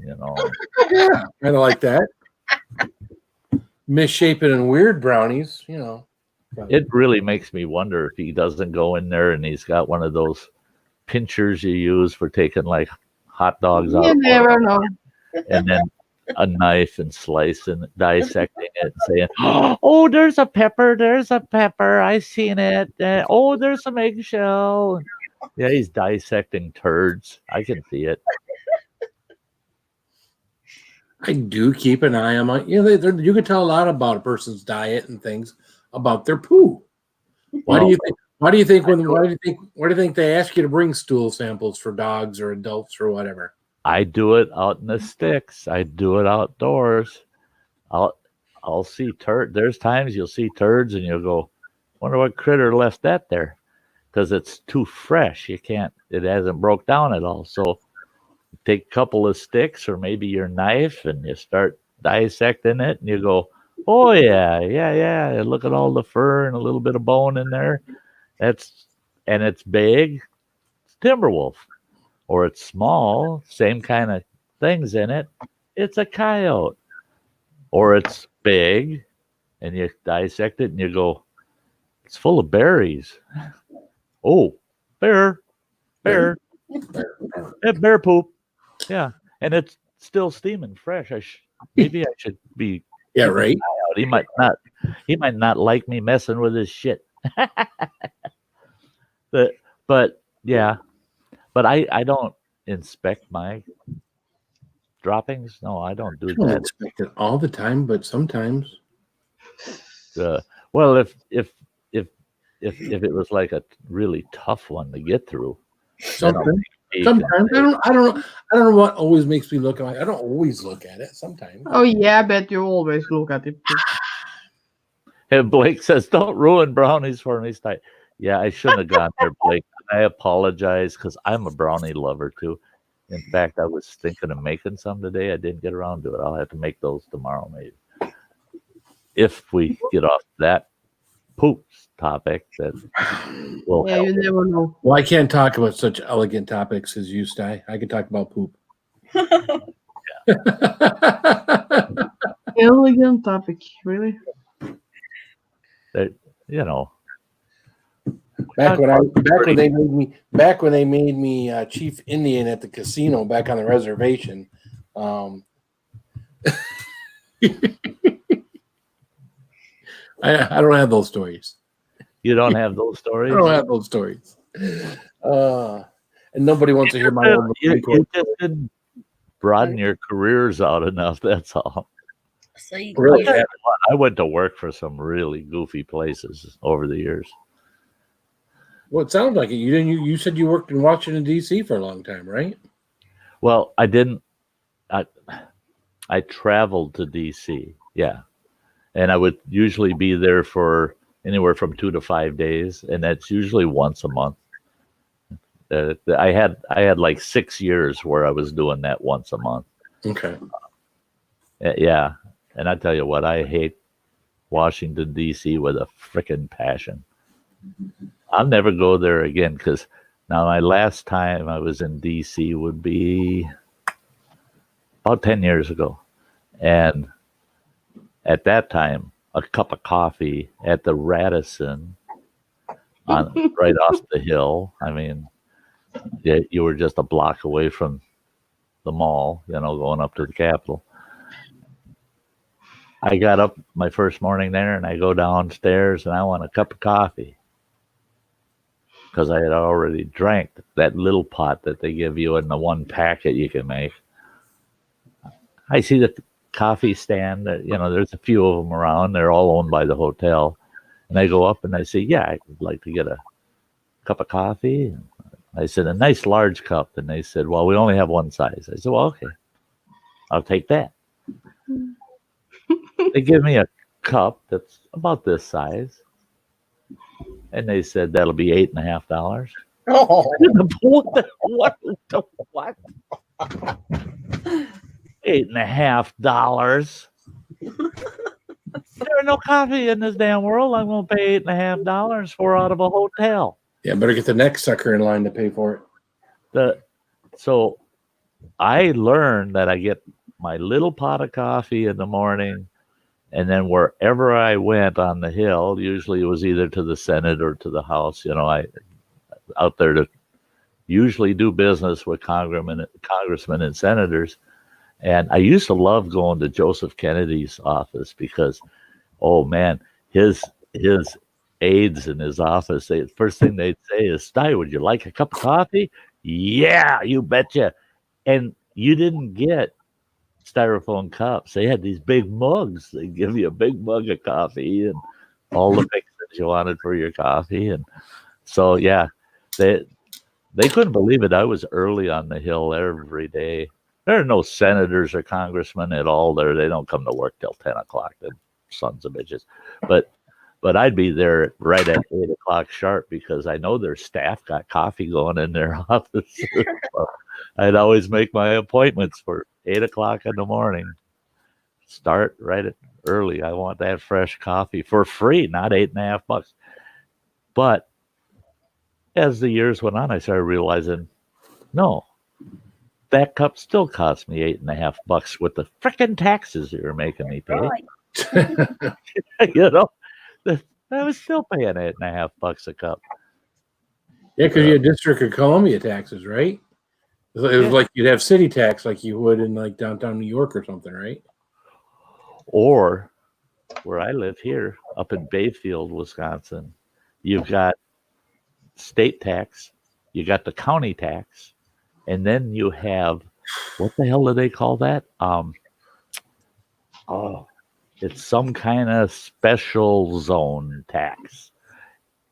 And if you're staying in a room, you also have lodging tax on top of that. Yeah. So there's 4 taxes, sales tax type taxes they tack to the price. And the one is because it's God, I wish I remembered the name of it. It's because it's such a special area of so much interest that you pay a premium tax to come see the beautiful city of Bayfield and the apple orchards and that, and it's all bullshit. I mean, there's nothing special about Bayfield, Wisconsin. The Apple Fest, but that ain't so special either. That's just a madhouse for a weekend. But why the hell do I have to pay a tax because this place is nicer than the place that's only 12 miles down the road? That town. This town ain't no nicer than that town. But there's a tax because that town's nicer. Yeah. Tax me. I'm all for eliminate income tax. And we have nothing but sales tax. Now everybody is paying tax. The hell is that? That if you do it that way, every single person pays their fair share of tax based on what you purchase. Seems fair. low income people aren't going to pay as much tax because they're just not buying a lot of stuff all the They time. can't afford anything. Now somebody that's making 50, 60 grand a year, they're out there buying shit, and they go buy a new boat. They pay a big sales tax on getting that boat. So proportionately, everybody's just paying based on their incomes, their share. And there's no tax forms to fill out. Yeah, and then they can't deduct things that they don't really, Right. not No really. deductions, just a straight flat tax that applies no matter what it is you're doing. Yeah. Everybody's paying the same share of it, The rich man's paying a lot more than the poor man, It's fair. It's freaking fair. Yep, Sty for president 2024. Why we gotta wait so long? Yeah, why? Yeah, I think the trumpeter swan is still going to be king of the pond. Yeah. Oh, the king of the swamp. So, yeah, I'll come in 2024, and Okay. then, but my executive order will go retroactive. We'll have to pay all them taxes back to people for a couple of years, Oh, heck yeah. You You definitely. could do it like under the bushcraft ticket or something. Hey, Alicia. The outdoorsman ticket. You betcha. Outdoors watching- for America. Tiger King and the way, Joe Exotic was trying to run for president, governor. And if that goofy bastard could get any kind of followers, I mean, I was surprised, oh, yeah, he lost his ass on the presidency real easy. And even on the governorship, he lost significantly, but he still had 20% of the vote. Yeah, it was big. Who in the hell in their right mind voted for that goofball as a write-in, and they got 20% of the vote? Name recognition, man. Name recognition. That's it. See, I couldn't run in Wisconsin for governor or some shit like that. Because the people here, they know me too well. They'd say, Everybody knows you. Just we can't have him as governor. Now, president would be okay because he'd help the state out. You never know, Sty. They might say, "Oh, hell yeah." I couldn't become president. I got so many skeletons in my closet. I'd have to have a whole entourage of people following me in those black skeleton suits. Yeah, every time I go campaign, I'd have to have 100 of them skeletons following me around. Tell them, hey, I got a ton of skeletons in my closet. I told them all to come with.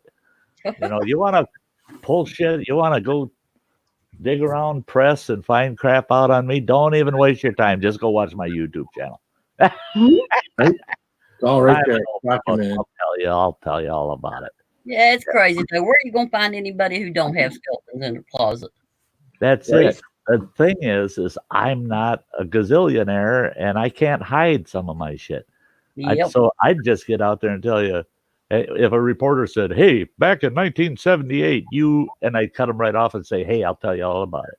In fact, we won't tell you here. We'll go on a stream tonight on YouTube, and I'll do a Sty story about it. That would be great. Yeah, Trump's holding all of these news conferences. Oh, piss on that. We're going to do a live stream tonight, guys. President Sty is going to get up there and tell you.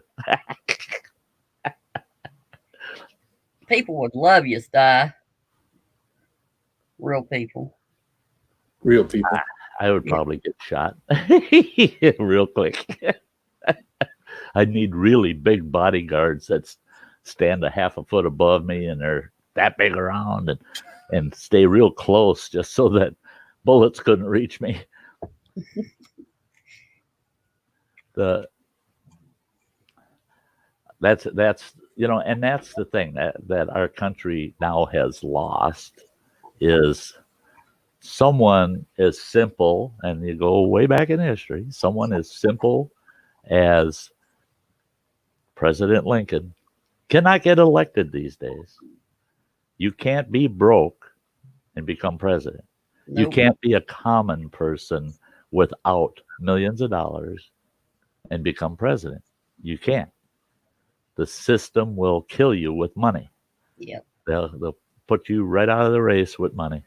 And the thing is if you, like a person in my role, that, yeah, I got too many skeletons. They just go, oh, you look at what he did. And you want him running the country? Yeah. I know. It's wait till you hear that story when he thought he could drive a car off of a 40-foot cliff and that he'd be able to drive the car home after that. Yeah. You want him running the country? You He's heard gonna that drive the country story. right off the damn cliff. I can hear it. I can hear the press having a blast with it. They would shut me right the hell up. They'd shut me right the hell up. My thinking is, why?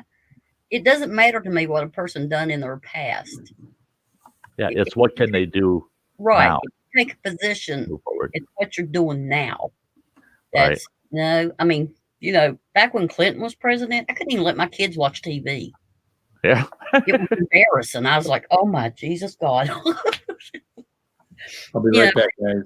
That's that was going on then, not before. Yeah, it was. Things have changed so much. Yeah, but I think if they got a pass, then they may have learned something from that past. That's and that's the whole thing is whatever happened in the past, as long as it's not way over the board, Yeah. That there's things that people may have done in your past just till the day they die that you don't want them even being your mayor, but a normal if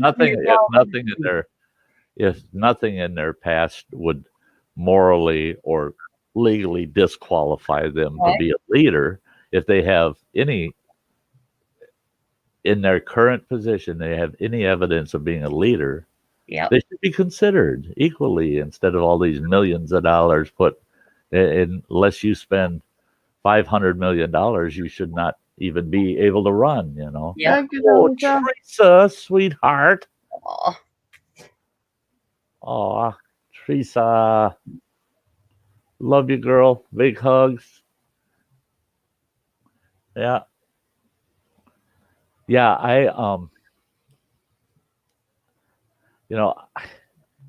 I think a really good president would be one that doesn't know it all, but knows those that have the answers. Yeah. It's a good president is a good manager. Yep. That can manage people and say, hey, you got a history on such and such and such, and you're a pro. You're a pro. You're coming on to my administration, and whenever I have to deal with what you're a pro at, guess what? That's going to be your job. Right. You're going to counsel me because you're the pro, not me. But know how to manage people and how to identify just those that are good, that are good at what they do. Hey, Roy and Becky's Travels. Good to see ya. I got to watch your stream for a little while. Roy and Becky. Got to watch your stream for a little while. Been a busy day for me. This computer garbage. This is my busy weekend too. I do this stream I do my Thursday, then I do this Saturday, and then I do Sundays. So it's a busy weekend for me. Next weekend back to normal, just Thursday and Sunday night. So tomorrow I'm hoping I'm going to get out in the woods. Out in the woods, into the outdoors. Hey, we're back to what this stream is about. Sty's going to get into the outdoors tomorrow. Yeah, I'm going to try to go shaga hunting tomorrow. I've got so many folks that would like a little shaga, and my supply has gotten way down. And I got to keep in mind, I got to make sure I got enough shaga for myself. I don't know what my body would do if I all of a sudden quit shaga. I've been drinking shaga for so many years now. It was funny when I had my heart surgery. I had to go without my shaga tea for 3 days. The last 2 days in the hospital, my daughter, she knew how to prepare it. She made some shaga tea and brought me a thermos of shaga tea to the hospital. So my last 2 days out of the 5 days I was in there, I got my morning shaga tea. And it was funny because my cardiologist, this nurse practitioner that was in charge of me, she said, "Oh no, you're not drinking that shit in here." I said, "Oh yes, I am. I'm fighting her. I'm not letting go of my thermos. No, no." And she says, "Well, we'll see what your cardiologist has to say." And my cardiologist come in and she said, "So what's the problem?" And she says, "Can I see that thermos?" And I said, "You're not taking it from. I'll hang on to it." She unscrewed the cap, took the plug out of it, and she smells it. And she pours a little into a styrofoam cup, and she took a sip, and she goes, "Damn, that tastes good." And I said, "Yeah, it's shaga." She goes, "I've never used shaga. I know about it, but I've never tasted it." She says, "That actually tastes pretty good."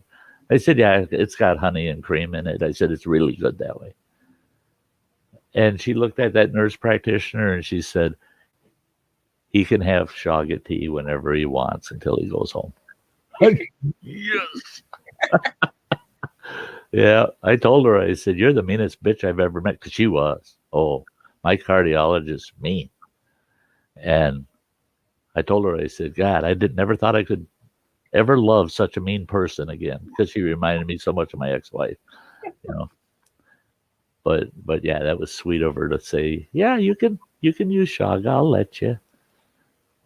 But so I'm going to be out there and trying to get into the woods. Hopefully, I can get farther than I think I'm going to be able to get.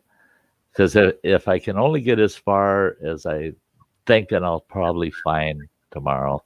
It all depends on how much snow has come off in the last 2 days. Because 2 days ago, the closest I could have gotten to my easiest to get to shaga hunting grounds, I'll have to hike 2.25 miles into it. So I'd have close to a 5 mile hike just to get into shaga hunt, and then all the walking around. So that stand of birch sits on about 60 to 80 acres. So yeah, I'd probably end up with a 6 mile hike, and I haven't pushed my ankle that far yet. Oh, saucy Shane, I'm jealous. Hoping to find some morels tomorrow. Yes. Too early for them here. Too early. Too much snow. Yeah. It's getting close here. I Is got it? ramps in my backyard at the trailer. Oh yeah. Yeah, nice patch. Gosh. That's where I get away and get outdoors as I go down to my trailer, because it's down there all by itself. There are houses, but you can't see them, and it's nothing but woods all around, and it's so beautiful. Oh, awesome. Yeah, Bradley, a 5-day camp. Oh, what I'm really looking forward is the ability to just get out so I can be outdoors, and for spring to come, that it's fresh and nice out and I can work on my adventure trailer. I want to get the Murphy bed installed. I want to get my kitchen counter, my drop down kitchen counter installed, my double hung window. I want to get I want to get the pickup topper mounted to the roof. There's a lot of work to do on that trailer, and I need some fair weather to do it. Yep.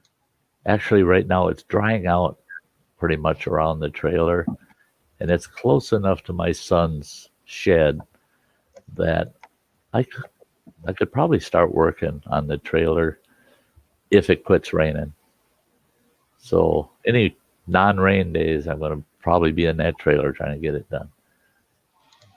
All right. Anybody got any good suggestions on how to get tape adhesive off of painted aluminum without scratching the paint or discoloring it? Heat? Yep. Hair dryer. Hair dryer. Yep. I've got one of those. It's just like a hairdryer, but it's a plumber's heater. Be Yeah. careful with those because they get really hot. Yeah. Yeah, this one you can really control the heat. You can get it low enough. You put your hand right up to it. So Yep. I'll just make sure it's enough. So what you just melt it, you get it warm and then just wipe it off, or You can pull it off on the wrist. Maybe you can take it off with something else. Maybe I don't know. That or a putty knife. Just putty. go easy I'm with worried about scratching the paint. plastic. So Plastic. And not putty. not as plastic, not yeah. as cool if it's And I was paint. thinking, No. I was thinking some of my old credit cards, for Yeah, you can. squeegee Yeah. it off. Okay, now I tried acetone and it discolored my paint. Yeah, that is what I'm saying. Don't use acetone because I tried it in a spot that's real inconspicuous, and Mm. it took quite a bit of acetone, and I used it on a sponge, like a stiff sponge, and it was taking it off, but then it left a discolored area where the acetone came in contact with the paint. Yeah, I don't want. Hmm?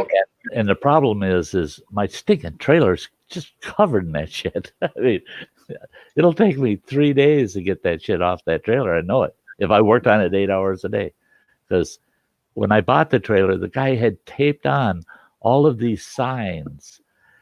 One sign described everything about the trailer. Another sign was a big for sale sign, the full length of the trailer, Oh my all put on with tape, like packing tape.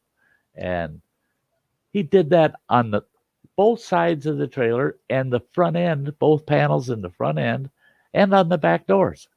He had signs all over the damn thing. Hmm.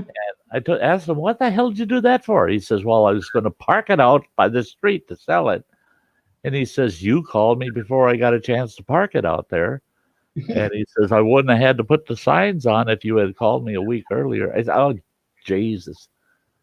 And Maybe we did for 40 days. Maybe you can try that. I don't know. okay, Gugan, I tried Gugan. It doesn't touch it, doesn't do anything. It doesn't do anything at all. It just, I rub it on there and you can just smell the Gugan, like it stinks, And I've tried almost to the point of a loofah grade sponge. And that would it would catch some of it, but the sponge would get impacted with it. So you get about 2 inches of that adhesive off with the Gugan, and that Cooking piece of oil? sponge you had to pitch. Gugan. Hunt for Heat says cooking oil. I haven't tried that one, but yeah. Cooking oil. Yeah. I don't know how the heck that would work. I don't. I don't. One thing that was working, but it's messy, and I'm still worried that's going to affect the color of my paint too. And that was WD-40. I sprayed some WD-40 on a little strip of it, and I could just take a shop rag, and it would wipe the glue right off. The WD-40 loosened it up. But with as much tape as is on there, the what WD-40 would cost me, oh my God. I'd have to have a couple cases of cans of WD-40 to do it. But the heat, I like the heat idea. I really, that's because I can, and the nice thing is it's aluminum and there's nothing behind it. So it won't take a lot to warm it up and be able to get that adhesive to roll off. Just be careful with the heat gun because I know it will melt aluminum. I can't say the other way.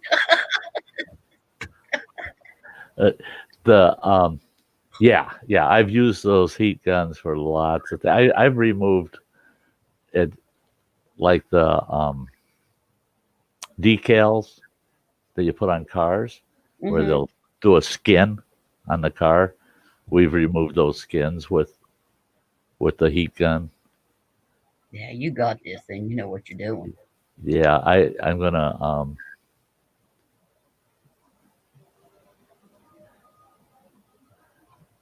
yeah, I'm just thinking of the cost too. And like I said, I don't want anything that's going to take the sheen off of my paint. Where the heat won't take the sheen off the paint. It'll just loosen up. It'll loosen the adhesive up so that it can be wiped or rolled off, you know. Yeah, no credit card. Big I did, Saucy Shane, I did do a little bit with a razor blade, and I liked how it was working. And if you're careful, you won't scratch the paint with the razor blade, except I got some patches where the damn tape adhesive literally is almost 4 inches across. God. That's a lot of careful scraping with a razor blade. Yeah.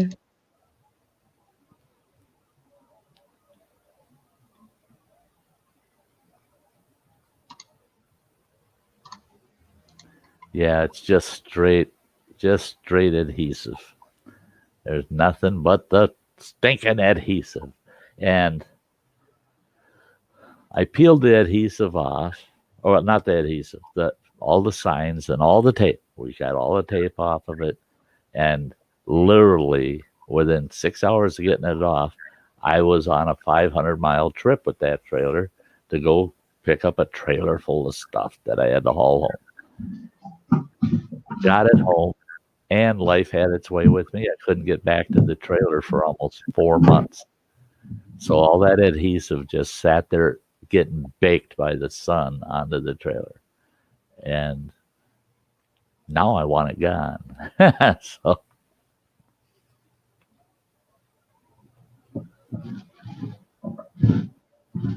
see, I wouldn't use the baking soda again because of the paint finish. Yeah, I don't want anything abrasive. Nope, won't try it if it's abrasive. That paint job, I cannot afford to replace. Coconut oil and baking soda.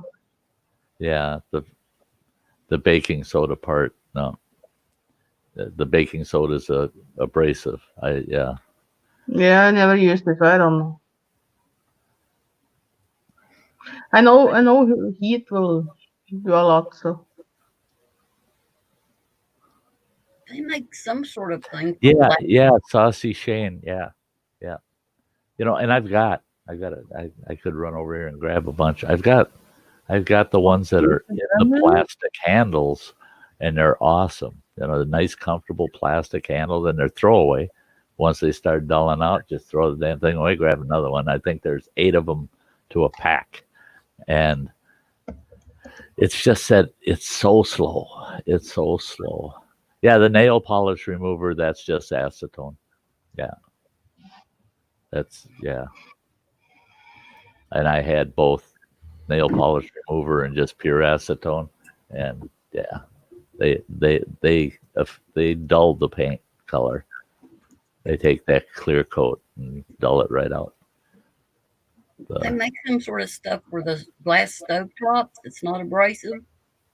I don't know what it's called though. And it does an awesome job of getting stuff off those stovetops. Oh, that's for it's a pyroceramic glass cleaner. Yeah.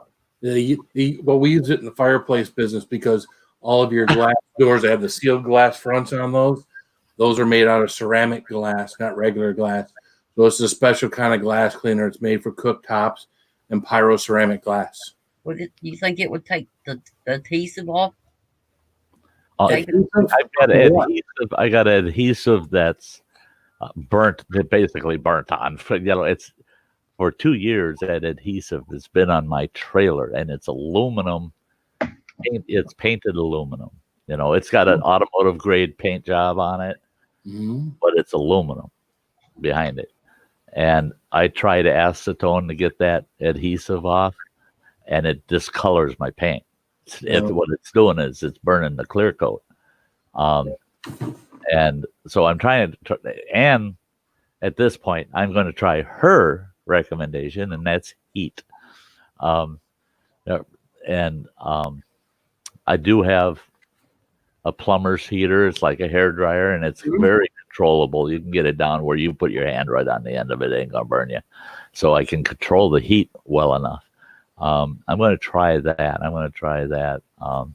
Have you tried regular rubbing compound? What do you mean? Rubbing compound that you would use like on a car finish. You know, when they usually when there's a scratch in a vehicle, you use a rubbing compound, which is a type of wax with a little bit of grit to it. And what it does is it thins out. It's the finishing compound without burning it. If you do it by hand, you'd be hard pressed to burn it. But see, and that's my concern is, damn, I wish I had pictures of what I got to deal with so I could show you guys, because I've got spots where it's 2 inches wide strip of adhesive. Then I've got spots where it's about 4 inches wide, and it's just the adhesive, and it's all over both sides of my trailer and the nose of my trailer, and it's all over it. So things like Metal Music saying mayonnaise soaks up glue, let it soak, make a sandwich. Yeah, I couldn't afford that much mayonnaise. There's that much glue on it. Well, the problem is you're busy eating the mayonnaise with your damn peanut butter sandwich and stuff. Well, that's it. I don't have enough mayonnaise to be putting on a trailer. Right. And I'm not going to soak it in buttermilk because I don't want to be hot out there licking my trailer. Hi, Icky. Good to see ya. Yeah, lots of good ideas, folks. I'm gonna try the heat. I'm just gonna use either a plastic or synthetic type squeegee, or I'm gonna use a credit card, whatever it takes, something with a good edge on it that won't scratch the paint. And I'm gonna try the heat. And if the heat works good, that'll do the trick. Then I'll move on to some of these other ideas. I'll have to, in the next day or two, come back and look at the chat and start writing down all of these suggestions. So I'll have a treasure chest of suggestions on what to do. Yeah, but I think the rubbing compound would be your best thing because again, it shouldn't discolor anything. So automotive finishes. Do you think that would work on a sticky adhesive? Yeah, I mean, I'm thinking the rubbing compound, after I actually get the adhesive off, the rubbing compound will clean and balance all the color. Yeah, I don't know. Again, I don't work in that department, but we've had stuff on cars before, and usually they'll just throw some if they can't get it off with like a clear coat or like an acetone or something, that because they don't worry about the paint and finish. See, you're worried about the paint and finish on that thing, right? These things have that clear coat on them, so all you're going to do is dull the clear coat a little, and then you just go over that with some wax, and your clear coat's fine. But yeah, if it wasn't such huge areas on the trailer, I wouldn't be so concerned. But it's a lot of area with that adhesive on it. I think if you took all the distances of all the adhesive spots and you just lined them all up, it's probably about 60 feet. Jesus. Yeah. So it's a lot of adhesive, guys.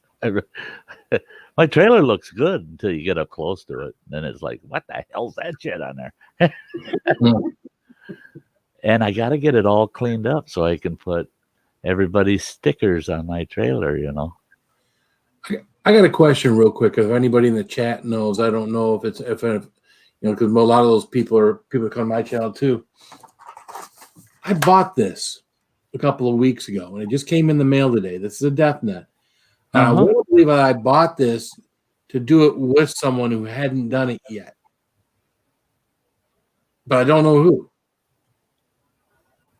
I don't remember because I tried to buy it with some of the nuts, and they were out of the nuts. I don't know if there's anybody in here that I was planning on doing with, or if anybody in here remembers who I was buying that to do that with. It wasn't anyone from the Hunt for Heat. I already figured that out. So, it could have been me. Well, you weren't getting the death nut check. Because the only reason I would get this is to do it with someone else. It was you, Right. wasn't Crazy Ann. Nope. Crazy Ann ain't doing no death nut challenge. I'm not that nuts. Oh, this ain't bad. Hey, good night, Shane. Yeah, if you doing this would be the equivalent of, I mean, you're eating a Reaper is hotter than eating all of this. So, what is it? Just one nut in there? No, the death nut challenge. What this is? Oh, that's that one. There's 3 parts or something like that. 5 parts. That's right. 5 different nuts. It just gradually gets hotter. Yeah. The last one, because they don't make a regular death nut, they're all death nut 2.0. So the last one has the death nuts in it. And those ones have the 13 million capsaicin crystals, like the Tube of Terror. They don't have as many crystals on them as the Tube of Terror does. So they're still not as hot as the Tube of Terror nuts in the hottest one here. And the hottest one here has got like 3 half nuts. So they're not even whole nuts. They're like 3 half nuts. But one thing I got it to do with someone, but I don't remember who. Got 3 half nuts. Yeah, you'd have to be half nuts to eat that shit. Yeah, this is what got me started. Have you already done those? Yeah, I've done the regular death nut, the death nut 2.0, which is what this is. I've done the Tube of Terror 3 times now. But again, I want to say there was a channel or someone out there. I want to think it was. God, I hope I wasn't in someone else's channel when I was doing this, other than yours or mine. And someone was saying, "Oh, I want to do that." I was like, "I'll do it with you," because you know how I am. Well, I'll do it with you. You know, someone wants to. Someone hasn't done it for the first time. Oh, I'll do it with you. You know. Wasn't Smokey, was it? No, I don't think so. Smokey's done stuff hotter than this now. I'm pretty sure. Can you imagine the employees that are working in packaging for that? I mean, them poor suckers, any of that hot crap like that, especially with capsaicin crystals on it. Oh, I bet you they're geared up really good when they're handling that stuff to package it. They gotta be. Well, they gotta be. You look at poor Brad Muglot, you know, he makes his own powder and stuff. Yeah. And he'll be down, he'll have a mask on his face, he'll have gloves on, and he gets done in the skin, still burning. And that's just making the powder. He's not even really come in contact. Well, it's like my pizza I had today. I took my Reaper powder and I had a pepper shaker. I shook it up, and it just gets in the air. Just taking it on because it's such a fine powder. And it's like, well, I remember back when Sherry McMillan was first baking stuff with the powder in it.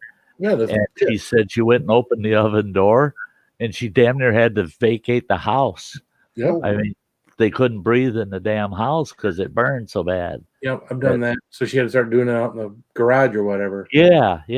Because she had to open doors and windows to ventilate the place out because it was just the fumes out of the oven were more than they could handle. And Mike's World, I'll add that to the list.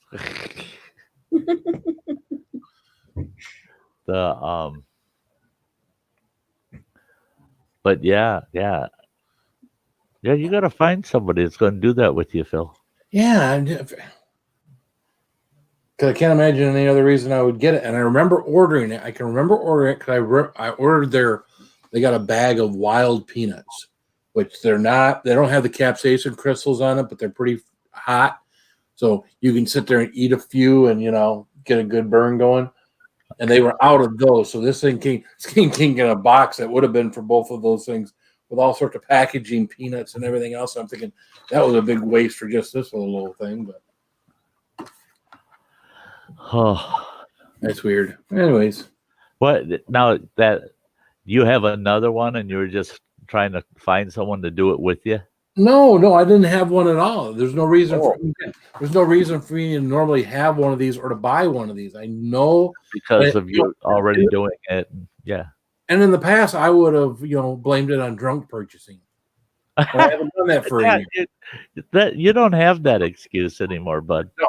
Well, I've got 2 shirts that are identical that I got from Grunt Style that one day or whatever, I purchased one, and then it was probably about 3-4 months later, I purchased another one. Don't know why. Drunk purchase. Yeah, I tell you, back in my drinking days, I would do things like that, and I'd go, "Why? Why? Even drunk? Why would I do that?" I bought a crane, bucket crane. Mm-hmm. It's got the big old bucket, for digging. It's a big ass crane with a big diesel motor in it. You sit in the big cab, run that crane. $1,600. I didn't find out I owned it until 2 days after that drunk. It was at an auction. It was at an auction. I thought it was fun. I got bidding against this other guy and on and on. And the auctioneer was just thrilled. He thought, yeah, we thought for sure that we were going to be hauling this thing in for scrap, and I'm amazed you guys, keep bidding. So I kept bidding. What the hell? So I bought a crane for $1,600. What the hell do I want with that damn crane? It wouldn't fit my yard. I mean, when I found out I owned the damn thing and that I paid for it. They bring it to you? I wrote them a check there at the auction, and I paid for it. And and the way I found out that I owned it, they called me because they got my number off the check and said, "Get your damn crane out of here." I go, "What crane?" "The one you bought 2 days ago." "I didn't buy no crane." "Oh yeah, you did, buddy. We got your check. We cashed it." So I called the bank, and the bank said, "Oh yeah, we had a check for $1,600 at such and such auction house." I said, "Oh shit, I bought a crane." Yeah, and I told myself that, okay, now I got to cut a few drinks out of my routine. Well, you were actually down to not buying shit like that. You were actually there. Yeah. I did it on mine online. Oh, that looks cool. And then buy it. Well, kind of like Dojo did that. He bought like 3 or 4 hoodies that one night. Yeah, he bought it. He bought one from my channel, and one from mine, one from Ann's. Yep, he goes, "Well, I just bought another one." And it's just like Dojo. Wait till tomorrow morning. Well, at least he was good about it. He laughed the next day. Yeah. But yeah, he says, "Oh, I got to be careful. Drunk Amazoning and Teespringing is dangerous." Yeah, it is. Yep. If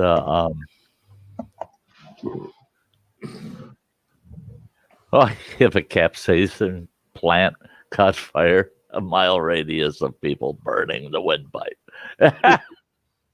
Yeah, we got to evacuate half the city.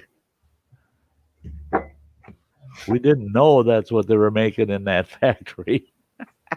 We thought it was a peanut factory. Well, kind of. Yeah, I don't know what the largest place is that has anything to do with doing like pepper dust. I mean, again, it's not a big market for what we do. I would think probably Ed Curry probably has one of the. I would guess, it's only a guess, just because he manufactures the Carolina Reaper. I would think his probably manufactures more stuff than anyone else, but I don't know. I hauled. I imagine there's a factory anywhere. I hauled a semi-load of onions out of, it was just northwest of Laredo, Texas. And when I got there, they kept telling me, "Well, you got to see so-and-so, and he's over here." And I go over there, and they say, "No, he's over in that shed. No, he's over in that shed." And where I finally found them was where they were processing chilies, red chilies. And I mean, billions of them coming down these conveyor belts. And they got all these people working in there, and they're wearing masks, and they're in there, and they're pulling all the bad ones out and stuff. And I walked in there, and I swear to God, it was within 5-10 seconds. My eyes are just running. I throat's burning. I got the hell out of there. And Here comes this guy out with this mask on. He takes it off, and he goes, "Whoa!" He says, "See the sign here?" There's a sign with a picture of a person with the mask on. He says, "You don't want to go in there without a mask." I go, "What the hell is going on in there?" He says, "We're processing chilies." He says, I said, "Well, I seen them all coming down the conveyor." He says, "You didn't see the crusher on the other end." He says they're going through a crusher on the other end, and he says all the fumes and oils are in the air. He says, yeah. He says it's a little spicy in that building.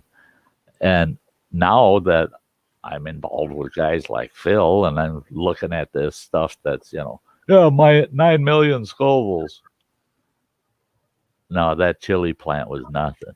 I mean, popping a reaper and eating it, that chili plant was nothing. Well, if you get enough scent in the air from any pepper, it can be like having a Carolina Reaper scent in the air.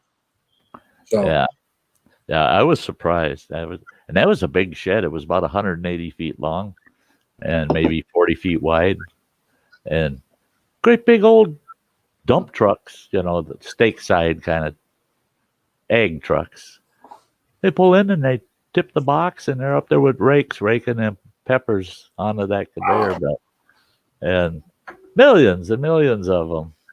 And he said that we process them, and he says, and they get packaged, and then we ship them out to different companies that then use those in ingredients in making different sauces and food products. He said, yeah, we're just selling bulk peppers, to big commercial outfits that put them in other things. Amazing. I could see a pepperhead going in there and saying, I'm going to go in there without a mask, and I'll see how many of those little bastards I can eat before I got to run. I could just see it. I could see you pepperheads. We're gonna raid that place. That's what's going on in this place. Like PETA going to go in and release all the bunnies. We're going to go in there and save the bunnies. We're going to go in there and eat all their damn peppers. A lot of peppers. Yeah, it was. The damn onions, that was bad enough. I'll tell you what, I don't know how many 50-pound bags of yellow Spanish onions I loaded in that damn truck. All by hand. You can't bruise the onions. Don't bruise the onions. They didn't want them on pallets. They wanted them laid in the bed of the truck. And really? Stack them suckers up over half the height of that 50-foot trailer from nose to tail end, all stacked about 4 to 5 feet high in that truck. I took them to it was like a marketplace, street marketplace, a bunch of warehouses. It's all produce. Out in New York, I don't remember where it was. New York City. I don't remember where exactly in New York City it was, but Christ, I pulled in there and Jesus. And they're yelling at me. You're an hour late. I said, nothing on my bill of lading's got a time on it. I can't be an hour late when it wasn't part of the delivery, a time schedule. Now you're an hour late. We're almost out of onions out there in the market. We got to get to. I said, well, there's your effing onions. Get them the hell out of my truck. But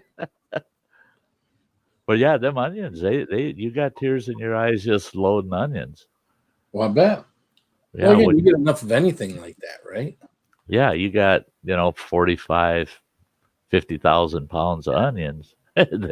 Yeah, they're putting off a little bit of a stink. A little bit. In fact, I think I smelled of onions for about a week after that load. That's why I don't ever want to do the onion challenge. Try to eat an onion like an apple.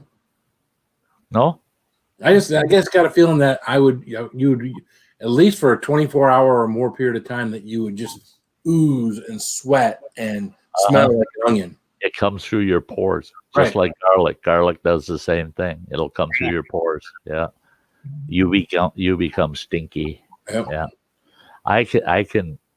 Yeah, white onions. Oh yeah, I just peel the paper outer shell. I can sit and eat those just like an apple. I just love them. Vidalia? The white onions. I don't know. The But you Vidalia. could do a whole one, could you? Like that? Yeah. Oh, gross. The Vidalia onions are sweet if you get them somewhere good. Yep. Yeah, certain onions are real, they got the onion flavor, but they're sweet. Yeah. The Doesn't sound good. it doesn't sound good.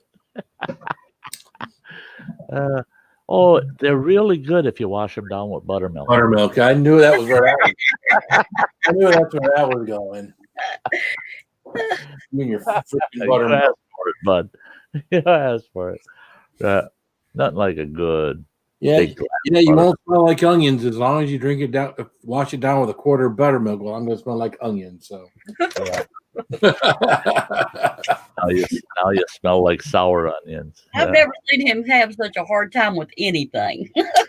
Yeah, I tell you, with everything Phil has done, I have been absolutely shocked and amazed he was able to do that crap. Yeah. But I've gone back and watched it a couple times. His Oh, facial expressions with that buttermilk were to die for. I was cracking up on that one. horrible. And I was proud of him, man, that he managed to. He drank it. He drank it. I gotta give him credit. He drank it. I could have drank a second quart that night. Yeah, I was loving it. I wanted a couple more sandwiches and another quart of buttermilk to finish out my stream, but I thought Phil won't stick around. He'll leave if I'm doing that in front of him. Well, the only gross thing I've done so far that I couldn't do had I not changed it up was that escargot. I did everything, and I had done surströmming before the escargot. Okay, Imagine that. I got to that escargot, and I opened that container, and I took that little snail out, and I stuck that thing in my mouth. I chewed it about 3 times. I spit it in the garbage and says, "I'm done. I lose on this challenge and whatnot." But then found out that Sherry McMillan, she was there, and she said, "Well, you can put hot sauce on them." That's what I did. So I took them out and then would dry them off, put a little hot sauce, and then I could eat them. But by themselves, they were they are the nastiest thing in this world. They were horrible. Now again, but you take those snails and you fry them up with garlic or whatever, however you're supposed to do them, and don't do them raw out of the can from freaking Walmart. I bet you they're really good. And that's the thing is, okay, I've had escargot, a family that we were very close friends with. Well, I grew up with the one kid. Him and I grew up together, and they're pure Greek. Pure Greek. Yeah, there ain't nothing mixed in there at all, just pure Greek. Well, I used to love their holidays. I mean, the Greek holidays get pretty wild. You get to watch all the women beat up the men, and yeah, it's pretty cool. It's funny. There ain't no women in the world as tough as them Greek women, boy. I tell you, they run the house. Boy, not the man. Man ain't got nothing to say except sit there, shut up, and enjoy the food. And I was good with that. I'll sit there, shut up, and not have a word to say, and I'll just eat the great food. Well, they had escargot, and they come out on this big platter, and it's chilled, and it was marinated with a balsamic vinegar and garlic. It had garlic, and I was able to get about a half a dozen of them down. The texture freaked me out a little, but the flavor wasn't bad because it was seasoned, and oysters in the half shell. Yeah. That's something I haven't done. I'd like to do a nice oyster on the half shell, but of course everybody puts hot sauce in them, right? No. Oh man, I've done oyster in the half shell down in the Gulf Coast states, and a lot of them will put like a wine that they'll shell it and put a little wine in it and chill it, and then you just you suck it down with the wine and the oyster. But I've had them, you shell them right there. That little bugger, he ain't even dead yet. You shell him, scoop his little butt loose in there, and just slide that oyster down. Yeah, but that's if you're in that area where you can get them fresh, it's a whole different story. I've had oysters in the half shell at the local Chinese place. Yeah, it's just a little bowl with a big pile of snot in it. Yeah, the flavor's nasty. It's just And that's when you said that your escargot came from Walmart. I don't know when the fuck did Walmart ever start selling that shit? Right. And you said it was in a can, and it's like, say what? No, that don't sound right. It was over there with all that other gross stuff like kippers. Hey, kippers are great. Kippers are great with a glass of buttermilk. Yeah. God, now you got me hungry. I got a couple cans of kippers waiting for me. And last weekend when I was at Walmart, I almost picked up another jar of pickled pig's feet. Did you? Almost picked up another jar of pickled. Didn't pick it up, but I almost did. What? Pickled pig's feet he's talking about. Yeah. I don't eat them, but Gunnar loves them. Peter loves them. Yeah. They just taste, I mean, if you get past the texture, they just taste like vinegar. I love them. No, it doesn't. Then it's made wrong. It doesn't taste like vinegar. I like That's all it just tastes like to me. It's not pickle that we got up here, but it's pig feet, but it's not pickle. No. See, I like the pickled pork hocks because there's more meat to them. For meat, yeah. Yeah, the pickled pig It's feet. cooked. It's I cooked. don't want to pay for the hoof. I don't want to pay for the hoof, so I just want the hock above the hoof, you know. Ah. And there's a lot more meat in that jar. Yeah, I love pickled pork hocks. That's nummy. I love pickled turkey gizzards too. Those are nummy. I can sit there and chew them turkey. Ooh, Nicholas is in the house. Ooh. Chicken. I don't want to talk about pickled turkey gizzards. Tom might get this disturbed. Yeah. Well, Sty, for me, it's midnight. Yeah, well, it's good timing because I was going to say, hey, folks, I'm hitting the 4-hour mark. We're going to wrap this up. Yeah. We got to wrap this up. It's hitting the 4-hour mark. I tell you what, we had a hell of a fun time tonight, and we were up and down on the outdoor issues. At least I managed to get some outdoor issues in. But as long as we're having fun, guys, Sty's good with it. It's been absolute pleasure as always. It was great to have you here. Get her done, Granny. It was great to be here. Yeah, love having you up here. And Phil, you know, family, you got to put up with them, right? We talk about Willis. Yeah. And hey, Ann, she's always there for us. She's always our sweet girl, always there. Mm-hmm. Yeah. So hey, everybody out in the chat, it's been a great night. Vern Akers, Metal Music, all of you, Roy and Becky's Travels.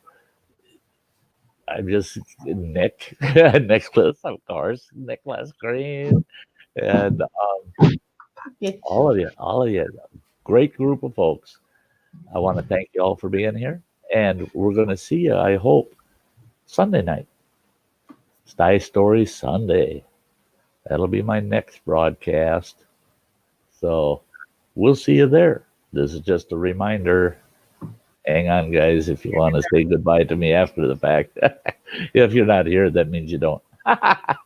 Bye, folks. Have a good night.